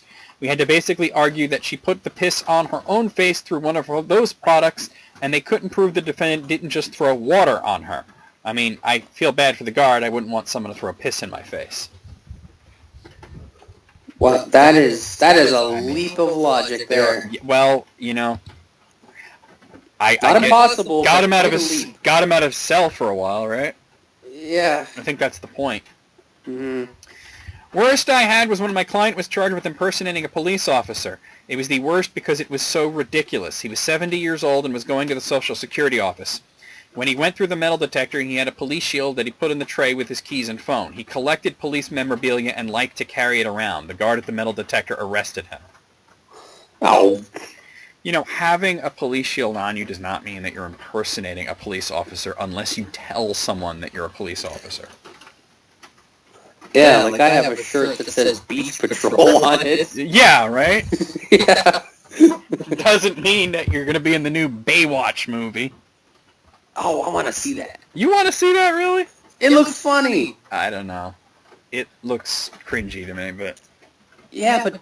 I think that is kind of the point, though, is the cringiness, because Baywatch was a pretty cringy show. I mean, we watched for 2 reasons. T and A. Yeah, and The Rock is in it, and he's awesome. I had to defend a guy who was caught in a public park after dark jerking off with used... Yes? He was jerking off with used, dirty baby diapers. Oh. Ah. The police rolled up on him doing it and shined their spotlight on him, and he looked at them and said, I have problems. Yeah. You think? Also defended a guy that walked up to a rival gang member and shot him in the face. Then he and his buddies fled and got involved in a high-speed chase, and he was shooting out the window at the chasing cops. I had to interview him alone at the downtown Modesto County Jail, which is a total shithole. It was the first murderer I defended, and I was scared. He turned out to be very polite. Well, yeah, I guess you don't want to be a shithead. Not to your lawyer, right? Yeah. Better call Saul. Right? All right. My client... Oh, this is a dark one. Oh. My client raped his daughters over a period of years. It went to a full jury trial. Cross-examining the children was very unpleasant.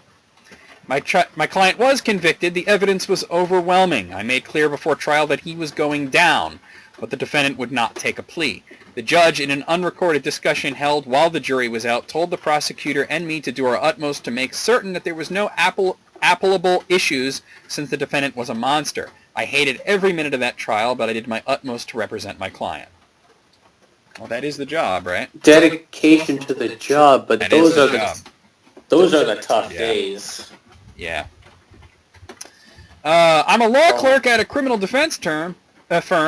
We take cases on appeal after client has already pled guilty or been found guilty at trial. One of our clients is a convicted serial child molester, but some of the offenses occurred when he was a juvenile himself, under 17 in my state, which the law treats differently. I was tasked with going through the paperwork we received and figuring out which victims he molested when he was an adult and which victims he molested when he was a juvenile to calculate his correct punishment range. Problem is, the official court documents all name the victims with pseudonyms, while the police reports use the actual names. There's no legend or index in the file to tell me which victim is which, and it is cheaper for my bosses to pay me to figure it out than to force the government to turn over a list. So I had to match the child victims to their code names based on their biographical details and their accounts of the abuse. So he had to go through it. Yeah, all the details, yeah.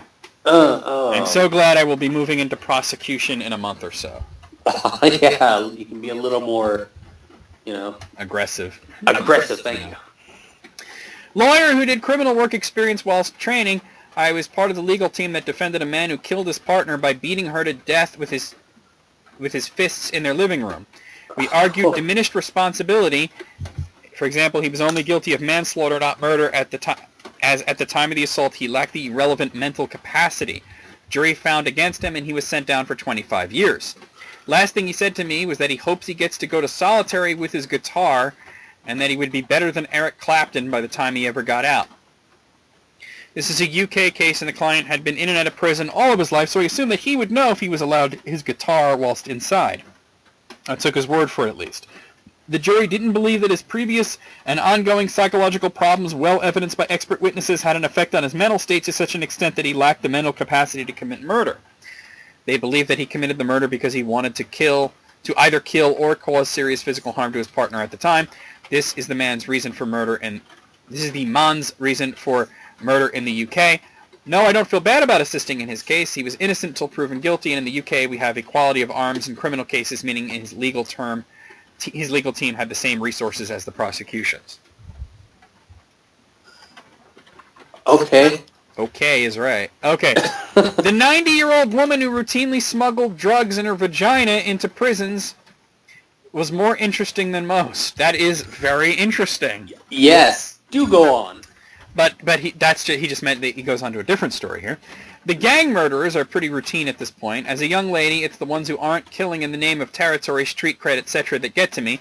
I was really affected by a particularly brutal, cold, calculated, sick 30-something-year-old man accused of murder. He was eerily calm and cocky about his encounter with an underage girl he met and chatted up for about 20 minutes that resulted ultimately in her drowning with suspicious surrounding circumstances. He was obviously disturbed, and it was very unsettling just being near him. Images of him smiling for the news cameras in the courtroom will weirdly pop up in my head on somewhat random basis, and it still gives me the heebie-jeebies. The act that he put on when he insisted upon being put on the stand in trial ruined him.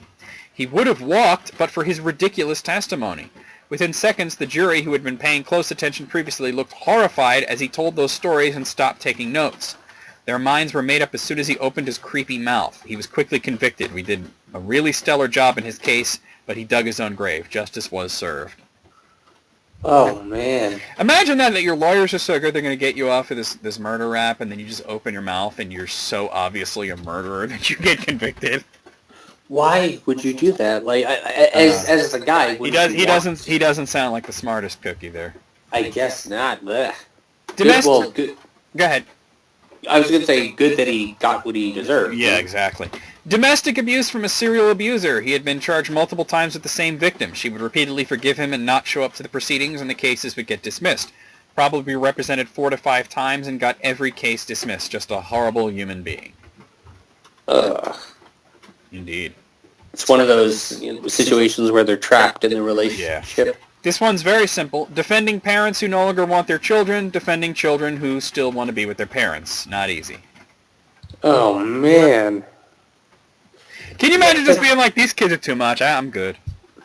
Like, you can have them state or province or whoever. A friend of the family is a lawyer who has a favorite story he likes to tell. Basically, he had to defend someone who just randomly punched a stranger. A 90-year-old grandmother in the face one day in front of a dozen witnesses, evidently just because he was in a bad mood.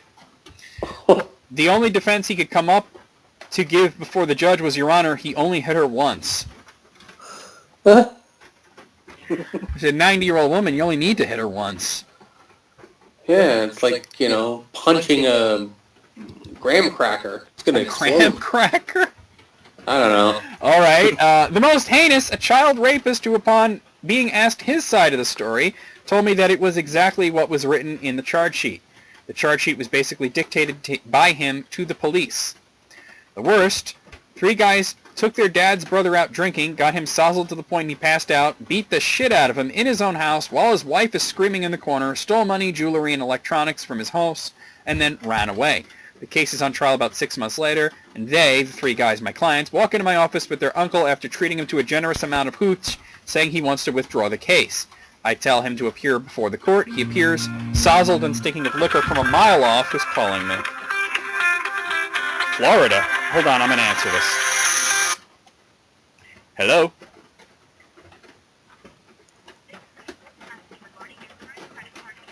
Suck my ass through a straw. Thank you. Says telemarketer. The telemarketers aren't even people anymore. They're all robots now. Of course, you can tell. Florida. I just wanted to see. It might have been my Aunt Joni, but it wasn't.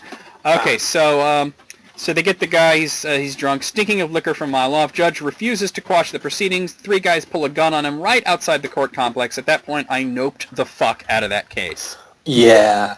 Nope, nope, nope, nope, nope, nope, nope. Okay. Client was charged with child abuse. She had a history of drug use and was married to a man that was hitting her and her child. One of the allegations from CPS was that the husband had hit the child with a baseball bat. So my client had criminal charges against her and her ex-husband. The biological father was petitioning for custody of the child and termination of my client's parental rights. After 3 years of untangling the entire situation, we came to a resolution. My client separated from her second husband, the abuser, went to inpatient rehab, lost custody, but retained generous visitation rights. 2 months after the case was over, I got a phone call from my client, from prison. Apparently her plan all along was to pretend to leave her second husband and reconnect with him when the case was over. That's fine, but she also kidnapped her child during one of their visits and took her to Florida to start over with her second husband. Authorities couldn't find her for 2 weeks. She received a suspended sentence, probation, and termination of her parental rights. I seriously hope I never hear from her again. If I do, she will be the first client I refuse to represent. I hate her. Oh, you fucked up. In that moment, she knew she done fucked up. Man, some people are just terrible. I'm not a defense attorney, but I did work briefly for the public defender's office during law school. While there, I was assigned to a prostitution case. My client was an Asian lady in her 60s who had resorted to selling her services on Backpage.net. Her business was quite lucrative, so she started pimping out a few other girls as well. My client didn't speak a word of English, or so I thought. We brought in a translator to get the lowdown from the client. The next 30 minutes was the second most embarrassing and awkward experience in my life. Through a translator, she regaled me with the story of how she got into the business and how she started pimping and her specialties in the trade. At one point, I'm even fairly certain she was trying to hit on me, but I digress. She told me about her ad that she had posted and how she had gotten a service call based on that ad from the undercover cop. After a while, she needed to take a break, so I briefly scanned over the incident report that my colleague had just dropped off. Apparently, the officer arrived at the door, was forcefully yanked through the door by his shirt collar, and offered anal sex. He noted that the only things in the hotel room were a 50-pack of condoms and a Costco-sized tub of Vaseline. Ho. Prepared. No kidding. Needless to say, we sought a plea bargain. The most embarrassing moment of my life came shortly after when I had to walk her through her guilty plea and repeat in front of the judge and on the record the only English word she knew. $50 gets you anal. Oh, no. That's some cheap-ass anal, huh? I guess so. Oh, man, that's... makes you blush. Ow, I know, right? Okay, former public defender in Chicago, my district included the Cabrini Green Complex. Among many, many contenders for this question, here it is.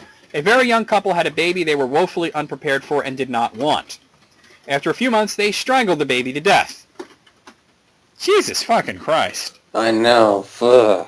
In order to dispose of the body, they cut it into bits, put the pieces in a blender... No. And tried to feed the blended remains to some dogs. Oh my God! The dogs would not eat it, or eat all of it, so they tried to dissolve the remainder in battery acid. Oh. That did not completely work either, so they flushed the last bits down the toilet. People were asking where the baby was, and they were making up various lies. They had borrowed the blender from some neighbors. Oh. They couldn't even get their own blender? Oh. These fuck... Oh, my God, I hope they got the death penalty. Yeah. All right. They borrowed the neighbor's blender. Where was it? Okay. But did not or could not clean it thoroughly before returning it. The neighbors were struck by the awful smell coming from the mechanism of the blender and took it apart to clean it. A cousin of the neighbors was a nurse and knew about the missing baby. She figured out what was in the blender, called the cops. The defendants were questioned and each blamed the other for the actual murder. However, they came to their decision. The prosecutors cut a deal with the mother in order to pin it on the father. The father was looking at so much time that it was worth it to take the case to trial and try to blame the mother. There really wasn't any way to know who did the actual killing, but nobody was going to vote not guilty on that one. Yeah, that's the worst. That's the worst. Please tell me these people are dead now. Yeah, if they didn't get the death penalty, someone's dying in prison. Yeah, please, I hope so. Oh. Wow. A friend of mine's dad is a defense attorney. He once had a client who strangled a hooker to death because she laughed at him because he couldn't get a boner after shooting heroin directly into his dick. Her dad's half-assed defense was, well, Your Honor, in his defense, he really was high from heroin, so he wasn't thinking very clearly. The guy was quickly sentenced to many years in prison. Yeah, not much of a defense there, really. Yeah. No big loss, right? Yeah. Okay, moving on here. Copyright defense attorney here. Lots of people have been put through the ringer over BitTorrent downloads in the last few years. My favorite story is not from my client, but from the same case. During one of the first civil BitTorrent file-sharing cases, it became clear to me and the plaintiff that one defendant was lying. The guy had erased his hard drive to destroy evidence after receiving the discovery request for the computer.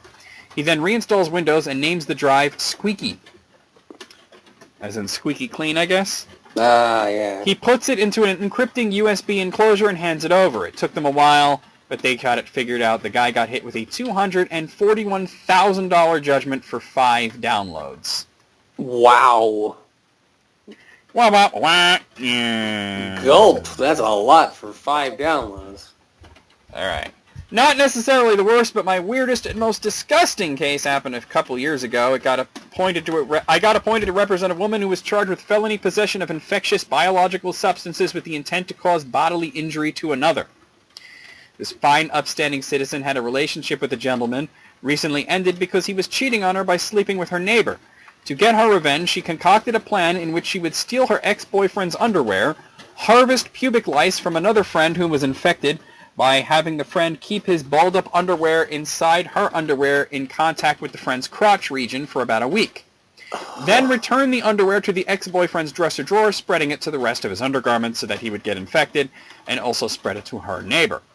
This was all going to plan until the woman with the pubic lice got arrested for a list of things: prostitution, drug possession, firearm by a convicted felon, amongst other charges. And while being arrested/booked on those other charges, spilled the beans about my client's plan when they were asked why, when she was searched, she had a man's underwear balled up in the front of her underwear. My client insisted on having a jury hear the case because, in her words, once all of them hear what I gotta say, they'll know he had it coming. I have never been literally embarrassed trying to defend a client and make any argument on her behalf before or since. She consistently showed up to court in sweatpants and a t-shirt with flip-flops and socks, even after we offered to purchase inexpensive and respectable clothes for her and expense them as part of her defense if she didn't have any. She refused and consistently told us, "This ain't no big deal. Y'all are making this out to be a big deal," even after several reminders of the possible consequences of conviction. You can smell her throughout the courtroom, and we knew this because I found out from the bailiff after the fact. The judge, who sits at least 40 feet from the defendant's table, had him Lysol down her chair once everyone had cleared out the courtroom after each hearing. Wow. She had a group of friends who came to her hearings and kept making uncalled-for outbursts and had to be removed from the courtroom twice, and on the second time told not to return again or they'd be put in jail, thus prejudicing the judge and jury against her case even further. Her infected friend even testified against her. My client insisted on testifying against my literal begging and pleading her not to decide not to, and you could see the look of disgust and restrained attempts to not vomit on the faces of the judge and jurors, as she showed no remorse or understanding that what she did was wrong, only that he had it coming, and by making claims of "that's just what happens in our neighborhood when a girl gets disrespected by a man." After her testimony and cross, I requested a recess, and thankfully the Commonwealth's attorney was an old law school buddy of mine who made me a good offer. I managed to convince her to take a plea to a lesser charge of assault and battery, no jail time, but she would have to testify against a friend charged with gang crimes at a later date in another matter that they were prosecuting. So our case is laid over until the other trial, which is only 3 weeks away, where she cooperates with the Commonwealth Attorney's Office up to the point where she's sitting on the witness stand, where she changes her mind and refuses to rat out her homies. Now I have to go back before the court, repanel the jury, and have them convict her and sentence to the minimum 5 years. A good portion ended up being suspended, but I don't remember the exact amount. I think she ended up serving like 7 months active jail time. The worst part was the almost hour-long tongue lashing the judge gave her, saying how disgusting a human being she was, and how he really should give her more, and how disgusted he was to even sit and listen to her speak. Of course, afterwards, this is all my fault. My only legal argument was that genital crabs was not an infectious biological substance as the legislature intended, which I do think should have been held to this day, but the judge disagreed and said that the way in which the pubic lice were used akin to a biological weapon based on her own admitted intended use because she literally admitted under cross-examination herself every other element of the crime needed to convict her. I noted her appeal and withdrew from the case, got the judge to appoint another attorney whom I knew was a good appellate lawyer, and then left, went back to the office, poured a drink, and wept for the future of humanity. I later learned nothing ever came of her appeal. Basically, the client uses genital crabs as a biological weapon, gets caught and charged, then embarrasses herself, and to an extent me, in the judicial system.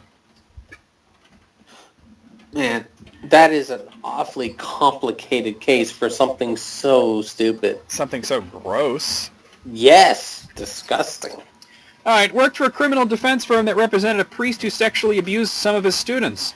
There was never any graphic discovery, but reading about the outcomes of his victims and how they never adjusted to being fully functioning adults was heartbreaking. Can't give details for obvious reasons, but it was enough to where I'll never judge someone for being a poorly functioning adult. All it takes is one traumatic experience as a child to never fully grow up. Yeah, you get kind of stuck. Yeah, true that. Paralegal here, or so I was on the defense team. I had to help defend a woman who had shit her pants in a Walmart. And someone else had slipped and fell on the shit. Oh, no! They went back and reviewed the cameras and found that indeed this woman had just dropped her drawers and took a shit. Oh my god. Wow. Well, that's all of them. They weren't numbered. I don't know how many there were, so just give it a letter grade. I'm going to say A-. I'm just going a straight A, because, damn, some of those were cold as ice. Yeah, that pubic Many of lice, those, actually. That pubic lice one was pretty fucking cray-cray. But the shit, doesn't she realize Walmart has bathrooms? Maybe she does, maybe she doesn't, I don't know. Oh my god. I mean, yeah, Walmart does indeed have bathrooms. I've used them. Yeah, exactly. I'm sure you've used them because you work at Walmart, so... Yep. It's pretty nice because there's never any lines. Yeah. All right, I'd like to try to end the show with something a little more lighthearted. Yeah, something fun and... fun and frivolity. I got a bunch of lists here. I'm just trying to pick the best one here. Okay. Well, this is from thethings.com. The Things. Yeah. Things with faces. Nah. It's I think it's about starting to play a video. Let's stop that. It's 15 hilariously cringeworthy quotes that these celebrities will never live down. Oh, sweet. I wonder if there's going to be, is this chicken or fish? You know what? I was thinking of that. I'm also thinking of that one that, what was it, Mariah Carey or something about the starving kids? Like, oh, I wish I could be that thin or something like that. Ooh. That's pretty cringy. All right, well, number 15, Jessica Simpson. Yep. Is this chicken what I have, or is this fish? I know it's tuna, but it says chicken of the sea. Mm-hmm. Nothing else going on in her head. Yeah. I love how her husband or boyfriend or whatever just pretty much like just told her she was an idiot. Nick Lachey? Yeah. He's just like, you're stupid. It's freaking tuna. He's like, well, I don't understand. What am I eating? He's like, a lot of people eat tuna like a lot of people eat chicken, so it's the chicken of the sea. I don't get it. Yeah. All right, number 15, Mariah Carey. Oh, snap. I just said this shit. When I watch TV and see those poor starving kids all over the world, I can't help but cry. I mean, I'd love to be that skinny like that, but not with all those flies and death and stuff. Oh my god. So far removed from real society. Who wants to be that skinny? Those kids are like sticks. And then they got, like, the bellies, too, because of the... Sad. Shit, man. Number 14, Paris Hilton.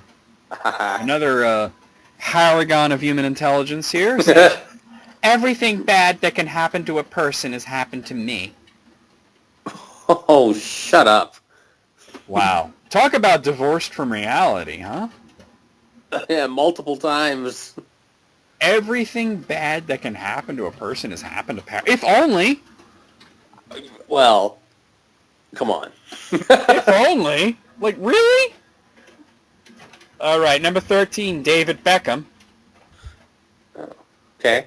I definitely want Brooklyn to be christened, but I don't know into what religion yet. Oh, slaphead. Oh, David, I'm sure you're a very nice guy, but maybe don't talk so much. Just keep your mouth closed and keep bending it. Just kick the ball. I mean, it's right there, and then it christened, christened. Yeah. Yes, Christianity. All right. Britney Spears is number 12. Another What did she paragon say? of human intelligence. I've never really wanted to go to Japan simply because I don't like eating fish, and I know that's very popular out there in Africa. Oh, come on, man. Wow. That sounds made up. So apparently Like she said Japan that is on in purpose. Africa. Sounds like she made that up on purpose or something. Come on. Well then. Is she that dense? Number 11 is Christina Aguilera, who asked, so where's the Cannes Film Festival being held this year? I would imagine it's in Cannes. Yeah. Amazing probably. coincidence, no? They decided to change things up this year. Yeah. Cans. Amazing coincidence that it's called that and they put it there. Yeah. Number 10 from Arnold Schwarzenegger. Oh, yeah. I think gay marriage is something that should be between a man and a woman. Maybe he means gay like happy. Maybe he does. Or maybe he I'm just wondering doesn't what exactly he was trying to say there. Mm-hmm. Because I can't figure it out myself. Yeah. Oh, Number 9 is from Justin Bieber. jeez. A paragon of Canadian idiocy. I know. He didn't say this, but he did write it. Apparently he went to the Anne Frank Museum. Oh, shit. And he wrote in the guest book, truly inspiring to be able to come here. Anne was a great girl. Hopefully she would have been a believer. Yeah, I remember hearing about that. Well, Jeffrey Ross brought that up at the roast of Justin Bieber, and he said something like, I don't know about you, but if she had heard your music, she would have taken an Uber to Auschwitz. Relax, people. It's a roast. Number 8 is Brooke Shields. Oh. I always thought of her as rather smart, so this should be interesting. Her quote is, smoking kills. If you're killed, you've lost an important part of your life. Okay, bro. All of it. Yeah. Well, she did fart once on the set of The Blue Lagoon, so... Oh, you fart, right? Yeah, it's from the South Park movie. Oh. Been a while since I've seen that movie. Oh, Terrence and Philip were at the Conan O'Brien show, and Brooke Shields is also there, and they're doing their whole fart humor. She goes, I farted once on the set of Blue Lagoon! And there's like 3 or 4 beats, and then Terrence just slaps her. Yeah, I remember that. Number 7 is Kim Kardashian. She is not bright. Nope. That's to say. But I think that with any decisions in life, like I spoke to a girl today who had cancer, and we were talking about how this is such a hard thing for her, but it taught her a big lesson on who her friends are and so much about life. She's 18, and I was like, that's how I feel. Oh, do you, Kim? Kim, just stop. Yeah. Just go back to sticking your butt out. Yeah, it's just you are your butt, and that's about it. Number 6 for Britney Spears again. She made it twice. Oh, this is a good one. The cool thing about being famous is traveling. I've always wanted to travel across seas, like to Canada and stuff. Oh my god! I mean, right there. There are countries where you would have to travel across the sea to get to Canada, but she's not from any of those countries. No, and if you're going to cross water, it probably is the Great Lakes. Maybe Niagara River? Yeah, or like one of the big rivers. But those aren't seas, so. All right, No, number but, 5. it's all water, so... Yeah. Number 5 is Sienna Miller. That sounds familiar. Who's that? She's that chick that was in, like, G.I. Joe. Oh, who? She was the Baroness? I think so. I don't know. I didn't see that movie. Okay. I love cigarettes. Love them. I think the more positive approach you have to smoking, the less harmful it is. Yeah, if only, right? If only that worked with if other it worked things. that way, I'm sure she has very nice tits. Well, not if you smoke that much. I guess so, right? Right? I was just trying to put a positive on this because that You is try to put a positive spin on it. stupid. Yeah. That is hell of a stupid. Don't be stupid. Number 4, Mike Tyson. Oh, boy. I guess I'm gonna fade into Bolivian. I like that. I mean, he did once call a ruling against him in a boxing match ludicrous. So It's ludicrous. It's ludicrous. I remember that. I don't think that he's necessarily dumb, but I think that he just can't talk. Yeah, I think. Yeah, it's not like he's unintentionally goofing. Like I think it's just like a fade mix into up. Bolivian. You know what I'm saying? The dude can solve mysteries these days, man. All right, number 3 is from R. Kelly. Oh boy. Osama bin Laden is the only one who knows exactly what I'm going through. He said that? What the? Wait, what the fuck does that mean? I can imagine Osama sitting in his compound in Pakistan. Yes, I know. I do know. Well, I imagine you'd be like, I don't want anything to do with that guy. yeah. I do not think it's on the girls. Wow. It's on you. Just wow. That may not be. I mean that is cringeworthy. It may not be dumb, but it is cringeworthy. Yeah. Number 2 from Mel Gibson. Oh, jeez. They could pick a lot of quotes. The one they went for is, "What do you think you're looking at, sugar tits?" Oh, I thought that was like it's bad and uncalled for, but it was funny hearing it. It's cringeworthy though. He's never gonna live it down. Sugar tits. Yeah, looking at sugar tits. And number 1 from who the hell is this? Kelly Pickler. Who's that? I don't know who she is, but I've seen this clip on YouTube like a billion times. I think she's like a country singer or something. Okay. She was on Are You Smarter Than a Fifth Grader? Oh no, I think I've seen this. Yeah, everybody's seen it. And the quote is, I thought Europe was a country. I know they speak French there. Is France a country? Yeah. Okay, yeah, I've definitely seen that. The best part of that when she goes, like Jeff Foxworthy's trying to give her some advice on how to approach the question, how to think it through, and she's like, I hear what you're saying, but she says something like, I hear what you're saying, but it's like, I only want to hear what I want to hear right now. And he goes, that's just called being a woman. Oh, shit. So yeah, that, I thought Europe was a country. They speak French there. Right? Only French, though. Only French, yeah, especially in England. Yes. Out of 15, how hilariously cringeworthy did you find this? Oh, man. 15. Each one was delicious. I gotta agree. They were all great. Actually, you know what? I want to do one more. Yeah. I want to do one more because I just came. I have so many tabs open. I just came across this one, and I'm like, oh right, I wanted to do this one. So now, your tabs are like your brain right now. So many tabs open. Pretty much, yeah. Now you work at a retail environment. I do. Have you ever had to deal with customer returns? No. I have made returns before. Well, okay.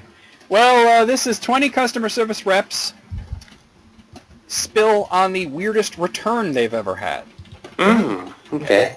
So, here's the first one. We just had a guy come in who was moving in a few days. He tried to return all of his unused groceries. Some were outdated and freezer burnt, and he couldn't understand why we wouldn't take them back.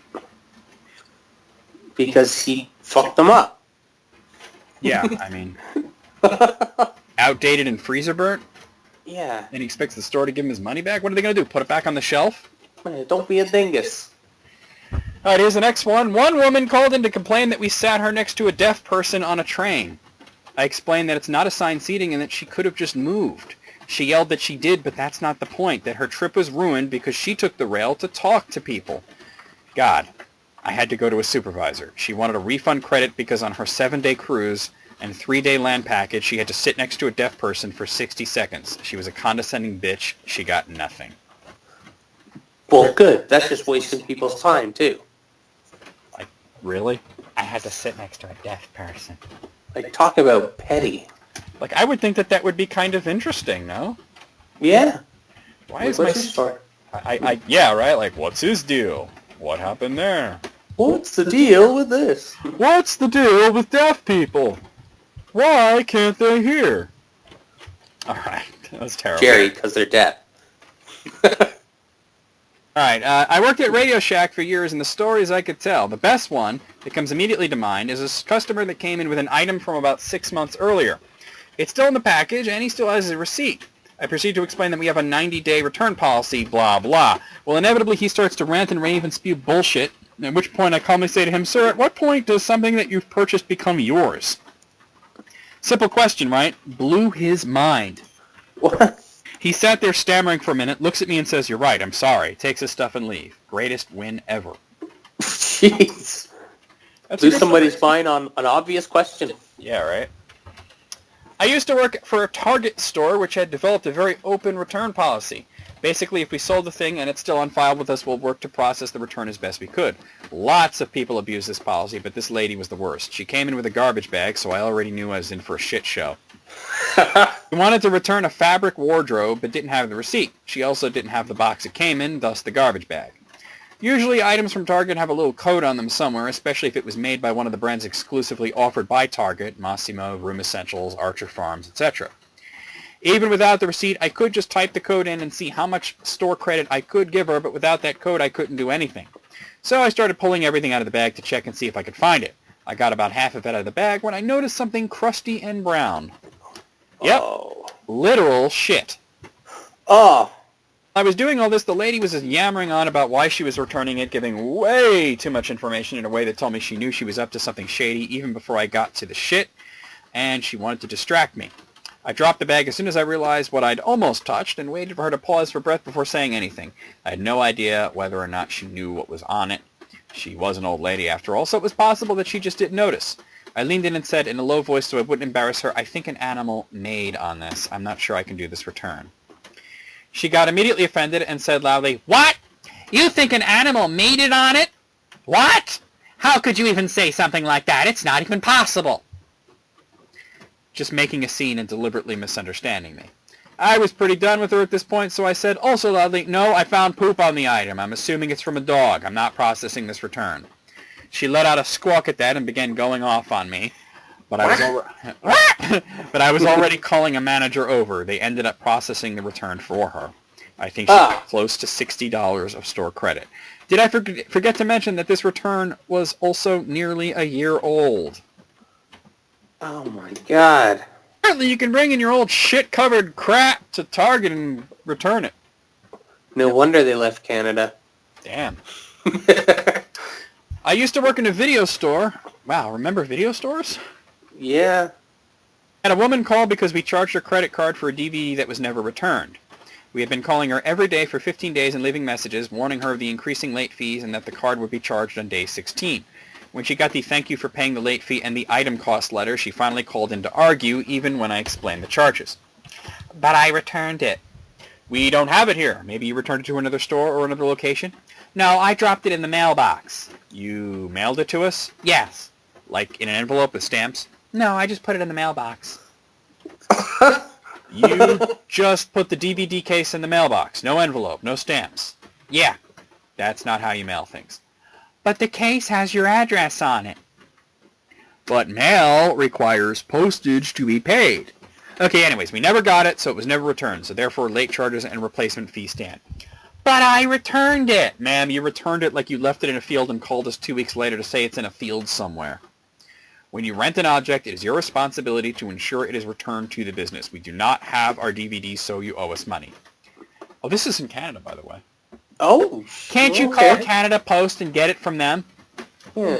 "Ma'am, I think you missed the your responsibility part. If you call them and you manage to get the DVD back from them and bring it to us, we can refund you the replacement cost." "And the late fees?" "No, it's still late." "But I returned it on time." I think we're working with two different definitions of the word returned. We only consider an item returned when all components of the rental are returned. DVD, box, everything. 0 pieces of your rental are in our store. So it is not returned. Even if you were to find the DVD and return it right now, it would be crossing our threshold 2 weeks later than it should have been. Wow. Oh, man. That's great. That was fun. All right, next one. I once worked for a large electronics retailer as a computer tech. A customer came in with a I almost said Quasimodo. It's Quasimodo. Yeah. A Quasimodo Toshiba $2,000 laptop that he had bought about 6 months ago.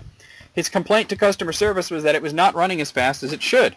I had a quick peek at it, and it was more than evident that he had malware and had been visiting not safe for work sites. When the customer service rep explained that he could attempt to restore the computer himself or have us do it for $80, the customer completely lost his shit. Picked up said $2,000 computer, threw it on the ground, and jumped up and down on it.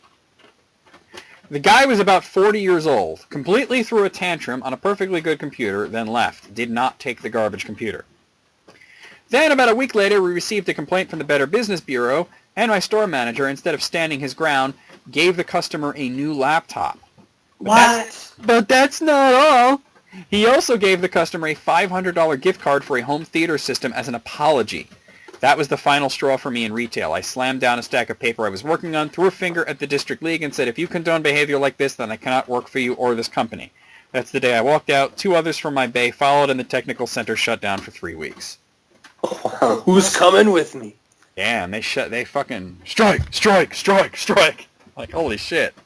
Well, talk about, bending over for this person. I mean, Damn. the guy destroyed the computer. Like a child. Like a child would. I think a child would be smarter than that, to be honest. Yeah, if I destroy this, I can't play with it anymore. Exactly. LL Bean had a lifetime guarantee on all their products. A few years ago, I was in line to return something, and the guy in front of me was returning a flannel shirt. He got it as a birthday gift in 1978. Whoa. The cuff had worn down on one sleeve. The clerk told him that will happen if you roll the cuffs back, and gave him $40 store credit to go pick out a new one. Huh. I mean, at least the guy was an asshole. Lifetime guarantee is a lifetime guarantee, right? Gotta honor it. That's a hell of a thing. I can't imagine the reasoning behind giving a lifetime guarantee on clothes. Because those will wear down. Yeah. I think they figure that most people aren't going to come into the LL Bean 40 years later. Especially if they didn't even pay for it to begin with. It was a gift. Yeah, it's like you just got, free extra shirt. So this happened fairly early into my promotion as an assistant manager for a retail store. At the time, I was still kind of unsure about some of my decisions, but I knew for a fact I could not help this woman. A woman came into the store with like 8 bags full of deco pillows. I wasn't looking forward to this, as our deco pillow section was super full, but I like doing returns, so I wasn't upset or anything. I'll be M, the customer will be T. Hi, I'd like to return these pillows, please. Were you going to do any other shopping with us today? I'd be happy to hold these for you if you'd like to process all transactions at once. Not today. I've just been meaning to return these for a long time. No problem. Do you have the receipt? She spent 5 minutes digging through her purse to find the receipt. She hands it to me, and the date on it was from 4 years ago. Oh. Oh, gosh, I'm sorry, man, but this receipt is too old. I can't do this return for you. You're still going to return it, though, right? No, I'm sorry, I can't. For one, we have a fairly strict 30-day return policy, and also this receipt is literally so old the computer won't be able to process this. No, listen here, I drove all the way out here on my day off to return these damn things. You're going to return them or risk losing a customer. Like they care, right? Yeah, sorry.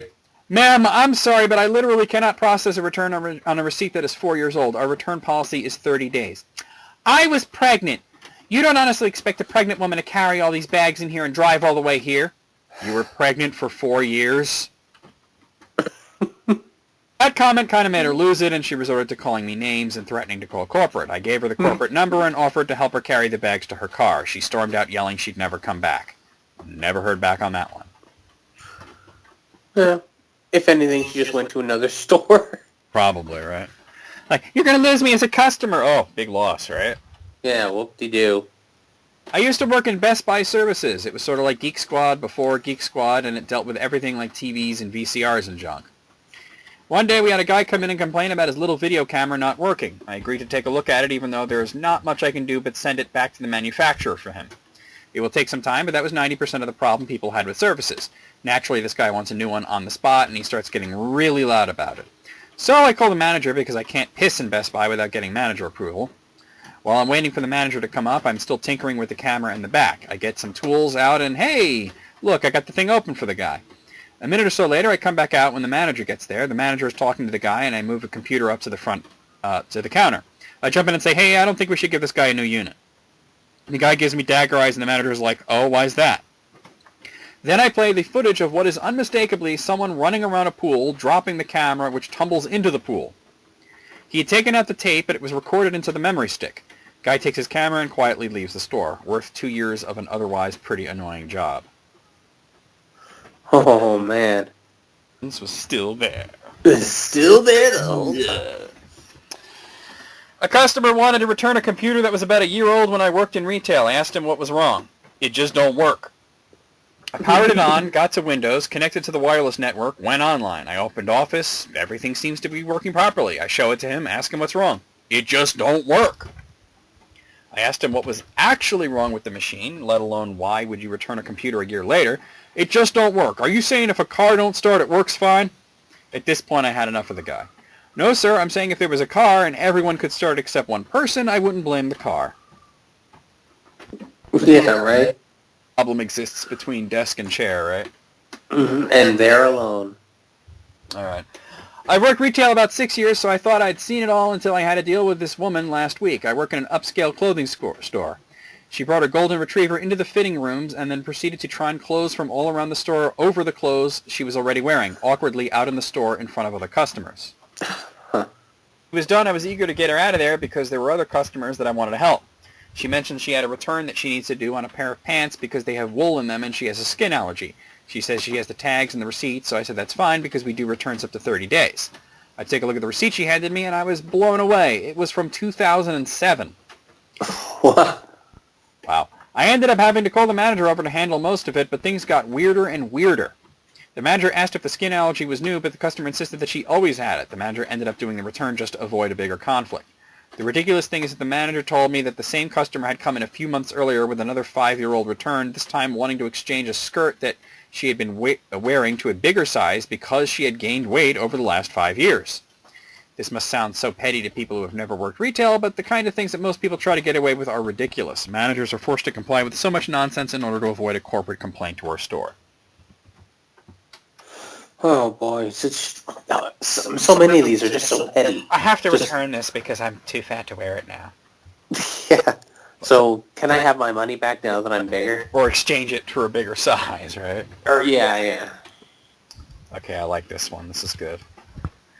A friend of mine worked at a department store in 2001, which was part of a franchise that had been in operation since about 1910. Whoa.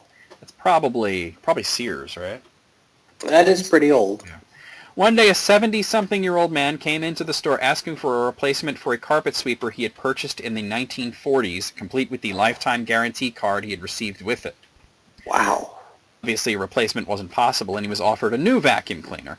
Apparently, it took about an hour of careful explanations until the man finally accepted that it is not possible to give a replacement for a product last manufactured over 50 years ago. He expected to get the same exact one. Can I just have this same model?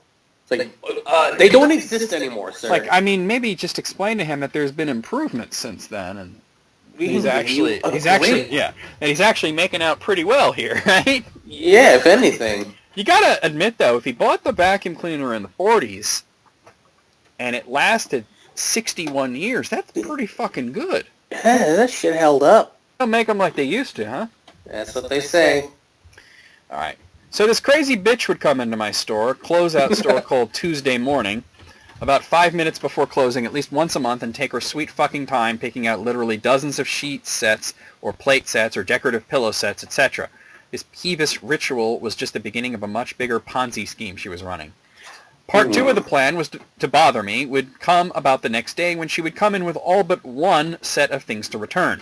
She would essentially take all the bed sheets or whatever she was looking for home, try them on her bed, and return the ones she didn't want. This sucked because she gave minimal shits when it came to repackaging them, meaning that I had to fold and precisely repackage and reshelve piles of shit for her convenience after taking the time to hold up the line returning it. It wasn't that bad as this was part of my job, but it was annoying if we were understaffed, as we often were these hours. And I would have to take care of the line of customers she delayed, only to look forward to repackaging sheets that stunk of her filthy house and bed. Part 3 was the kicker. She would take anything she bought and kept, come back with it about 90 days later. Ultimately, her goal for the shit she did want was that she would return it and repurchase it. Over time, items in our system pick up discounts to help them move faster, and these would accrue and be counted when she repurchased them eventually for 20, 50, and 80% off. This was fucking ridiculous, but it was our store fucking policy, so I had to accept it. One day she came back with 5 sets of expensive sheets, pillowcases, sheets, etc. to return and repurchase, and my boss was out to lunch, leaving me completely alone. They were filthy. Obviously filthy. Too filthy for any self-respecting store to reshelf. Of course, we were required to accept them. Once returned, she said, "I would like to repurchase those sheets." Wow, she's brazen, huh? Oh, God. "Nope, I have to discard these as they are not fit for display," I replied. She looked like she was going to blow a fuse as she stomped out the door. Well, at least they Like, were known to. is- She booked them out of quite a lot, it sounds like. Mm-hmm. Crazy. But by the same token, like, you're living a pretty gross life. Yeah, I mean, she's basically... well, actually, if you think about it, she gets them filthy, and then she gets the store to basically launder them for her. And basically renting them, if you think about her whole scheme. It's crazy. Kinda, yeah. All right. When I worked at a large retail giant, we had several notorious people that came in like clockwork to pull schemes. They would order merchandise online, then bring it in to return for whatever made-up reason. If something was purchased from our website and returned to a store, we mark it down big time, like 75 to 90% off immediately, simply because it was an atypical item to have in our store. These people would get cash back, then wait till we put it on the shelves in the stores the next day and come back and buy it. Well, one time one of these customers brought in a big screen TV, purchased of course from the website for roughly $3,000 or so. My friend and coworker knew that they would be back the next day and didn't want them to get over on us again, so when he was working customer service for returns, he told them some bullshit story about how we couldn't do a cash return for an amount that large, and they would get store credit. They were kind of upset, but they still expected to get that much in store credit and get the TV the following day or so for only a couple $100. Well, that's when my friend finished his plan. He went right and bought the TV off the shelf that night for about $300 minus his employee discount. We don't know what the people's reaction when they came back in to buy it back, but we assumed that it was pretty great. Like, hey, what happened? Wrecked. Yeah, no kidding. All right. A few months ago, this scummy-looking guy waltzes into the store carrying a big KitchenAid stand mixer on his shoulder. I ask him what's up. He says it doesn't work or something, and he wants to exchange it. I tell him to go up front, leave the mixer with the lady working the returns desk, and go get the one he wants or whatever. He says, no, I'll just take it with me. Alarm bells, they're going off. So we have these fancy walkie-talkie type things that communicates to everyone in the store who's wearing the earpiece, so I let the manager know this scumbag is walking in with the big stand mixer. Someone goes to the appliances to kind of watch the guy, but as soon as he figures out he's being watched, he just grabs what they thought was the box he walked in with and heads up to the front and leaves. Turns out he did the old switcheroo. He left the KitchenAid mixer he came in with about $300 value and walked out with a KitchenAid food processor about $200 value. Ooh. Oops. Yeah. Oh, well. You learn. Yeah. I worked at the customer service county in a chain grocery for a few months a while back. One day I had a middle-aged guy come in and leaned on my counter. I greeted him and asked what I could do for him. Without making eye contact with me and still leaning, he informed me that he wanted his money back. This is the conversation that took place. Sure thing, I just need to see your receipt and the item in question. I don't have the receipt. Okay, I can still give you your money back. Can I have the item? Oh, the bread was bad, so I threw it away. So you don't have a receipt, and you threw away what you wanted to return. Yep. I can't just give you money for a return if I don't have a receipt or the item. I don't even know how much you spent. Just give me $3.50. What? You heard me. I want my money. He needed about $3.50, huh? About $3.50. $3.50. You heard me. I want my money back. I'm not giving you money back if you don't have a receipt or the item in question. Please move aside. I have other customers to help. Get me the manager. He knows me. Get him right now. I call the manager. Manager tells me to cash out $3.50 to this customer and then goes back to the back room. Customer snatches the money from me and says, "That's what I thought." I quit not too much later. Ugh.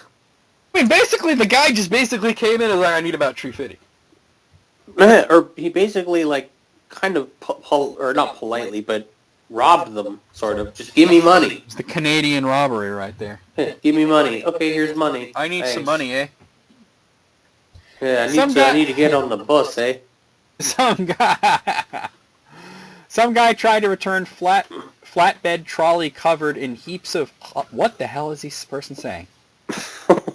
Try to read this. Some guy tried to return flatbed trolley covered in heaps of hub monoblocks, all of which had been very obviously been laid and subsequently torn out of the ground. I think they're talking about bricks.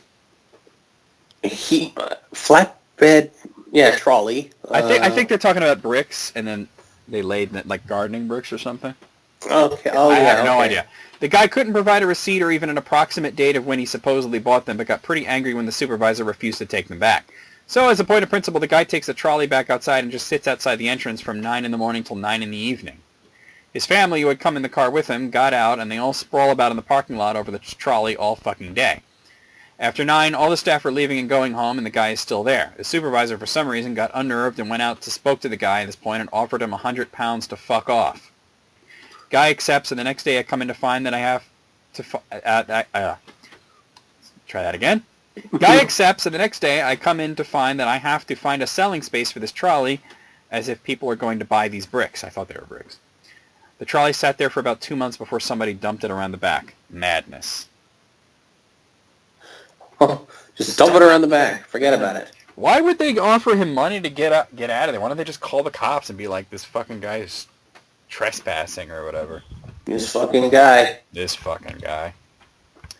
I was working at CompUSA a few years before they closed. A well-to-do looking gentleman and his high school-age son approached the counter and asked to return a 2.5-inch hard drive enclosure.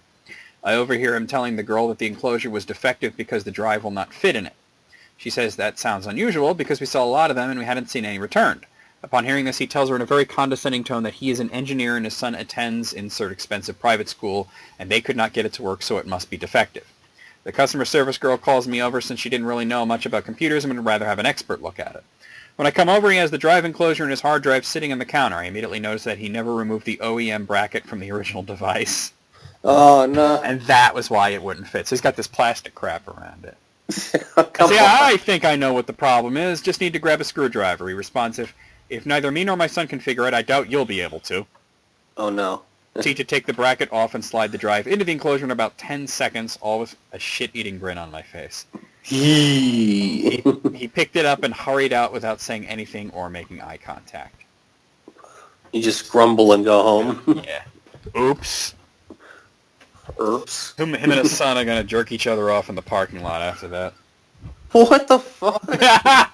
This isn't that one of those other stories, right? Yeah, now it is. Alright, I work at IKEA in customer service. On a daily basis, we have customers come in with items that have been used, broken, old, without the receipt. Some not even IKEA products, but they are demanding a refund. But the couple that really takes the cake tried to return a broken and rusty ironing board. It was obviously used, and without a receipt, I'm limited with my options. We can only offer store credit if the item can be returned to stock in original packaging. Obviously, it wasn't.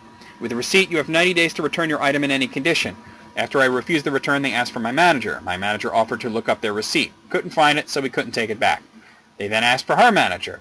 Every time they got a no, they asked for their manager above. Eventually, it got to our source store manager, this 6-foot-tall, blonde Swedish behemoth. He came down to the belligerent couple who were causing a scene because our customer service was apparently so poor.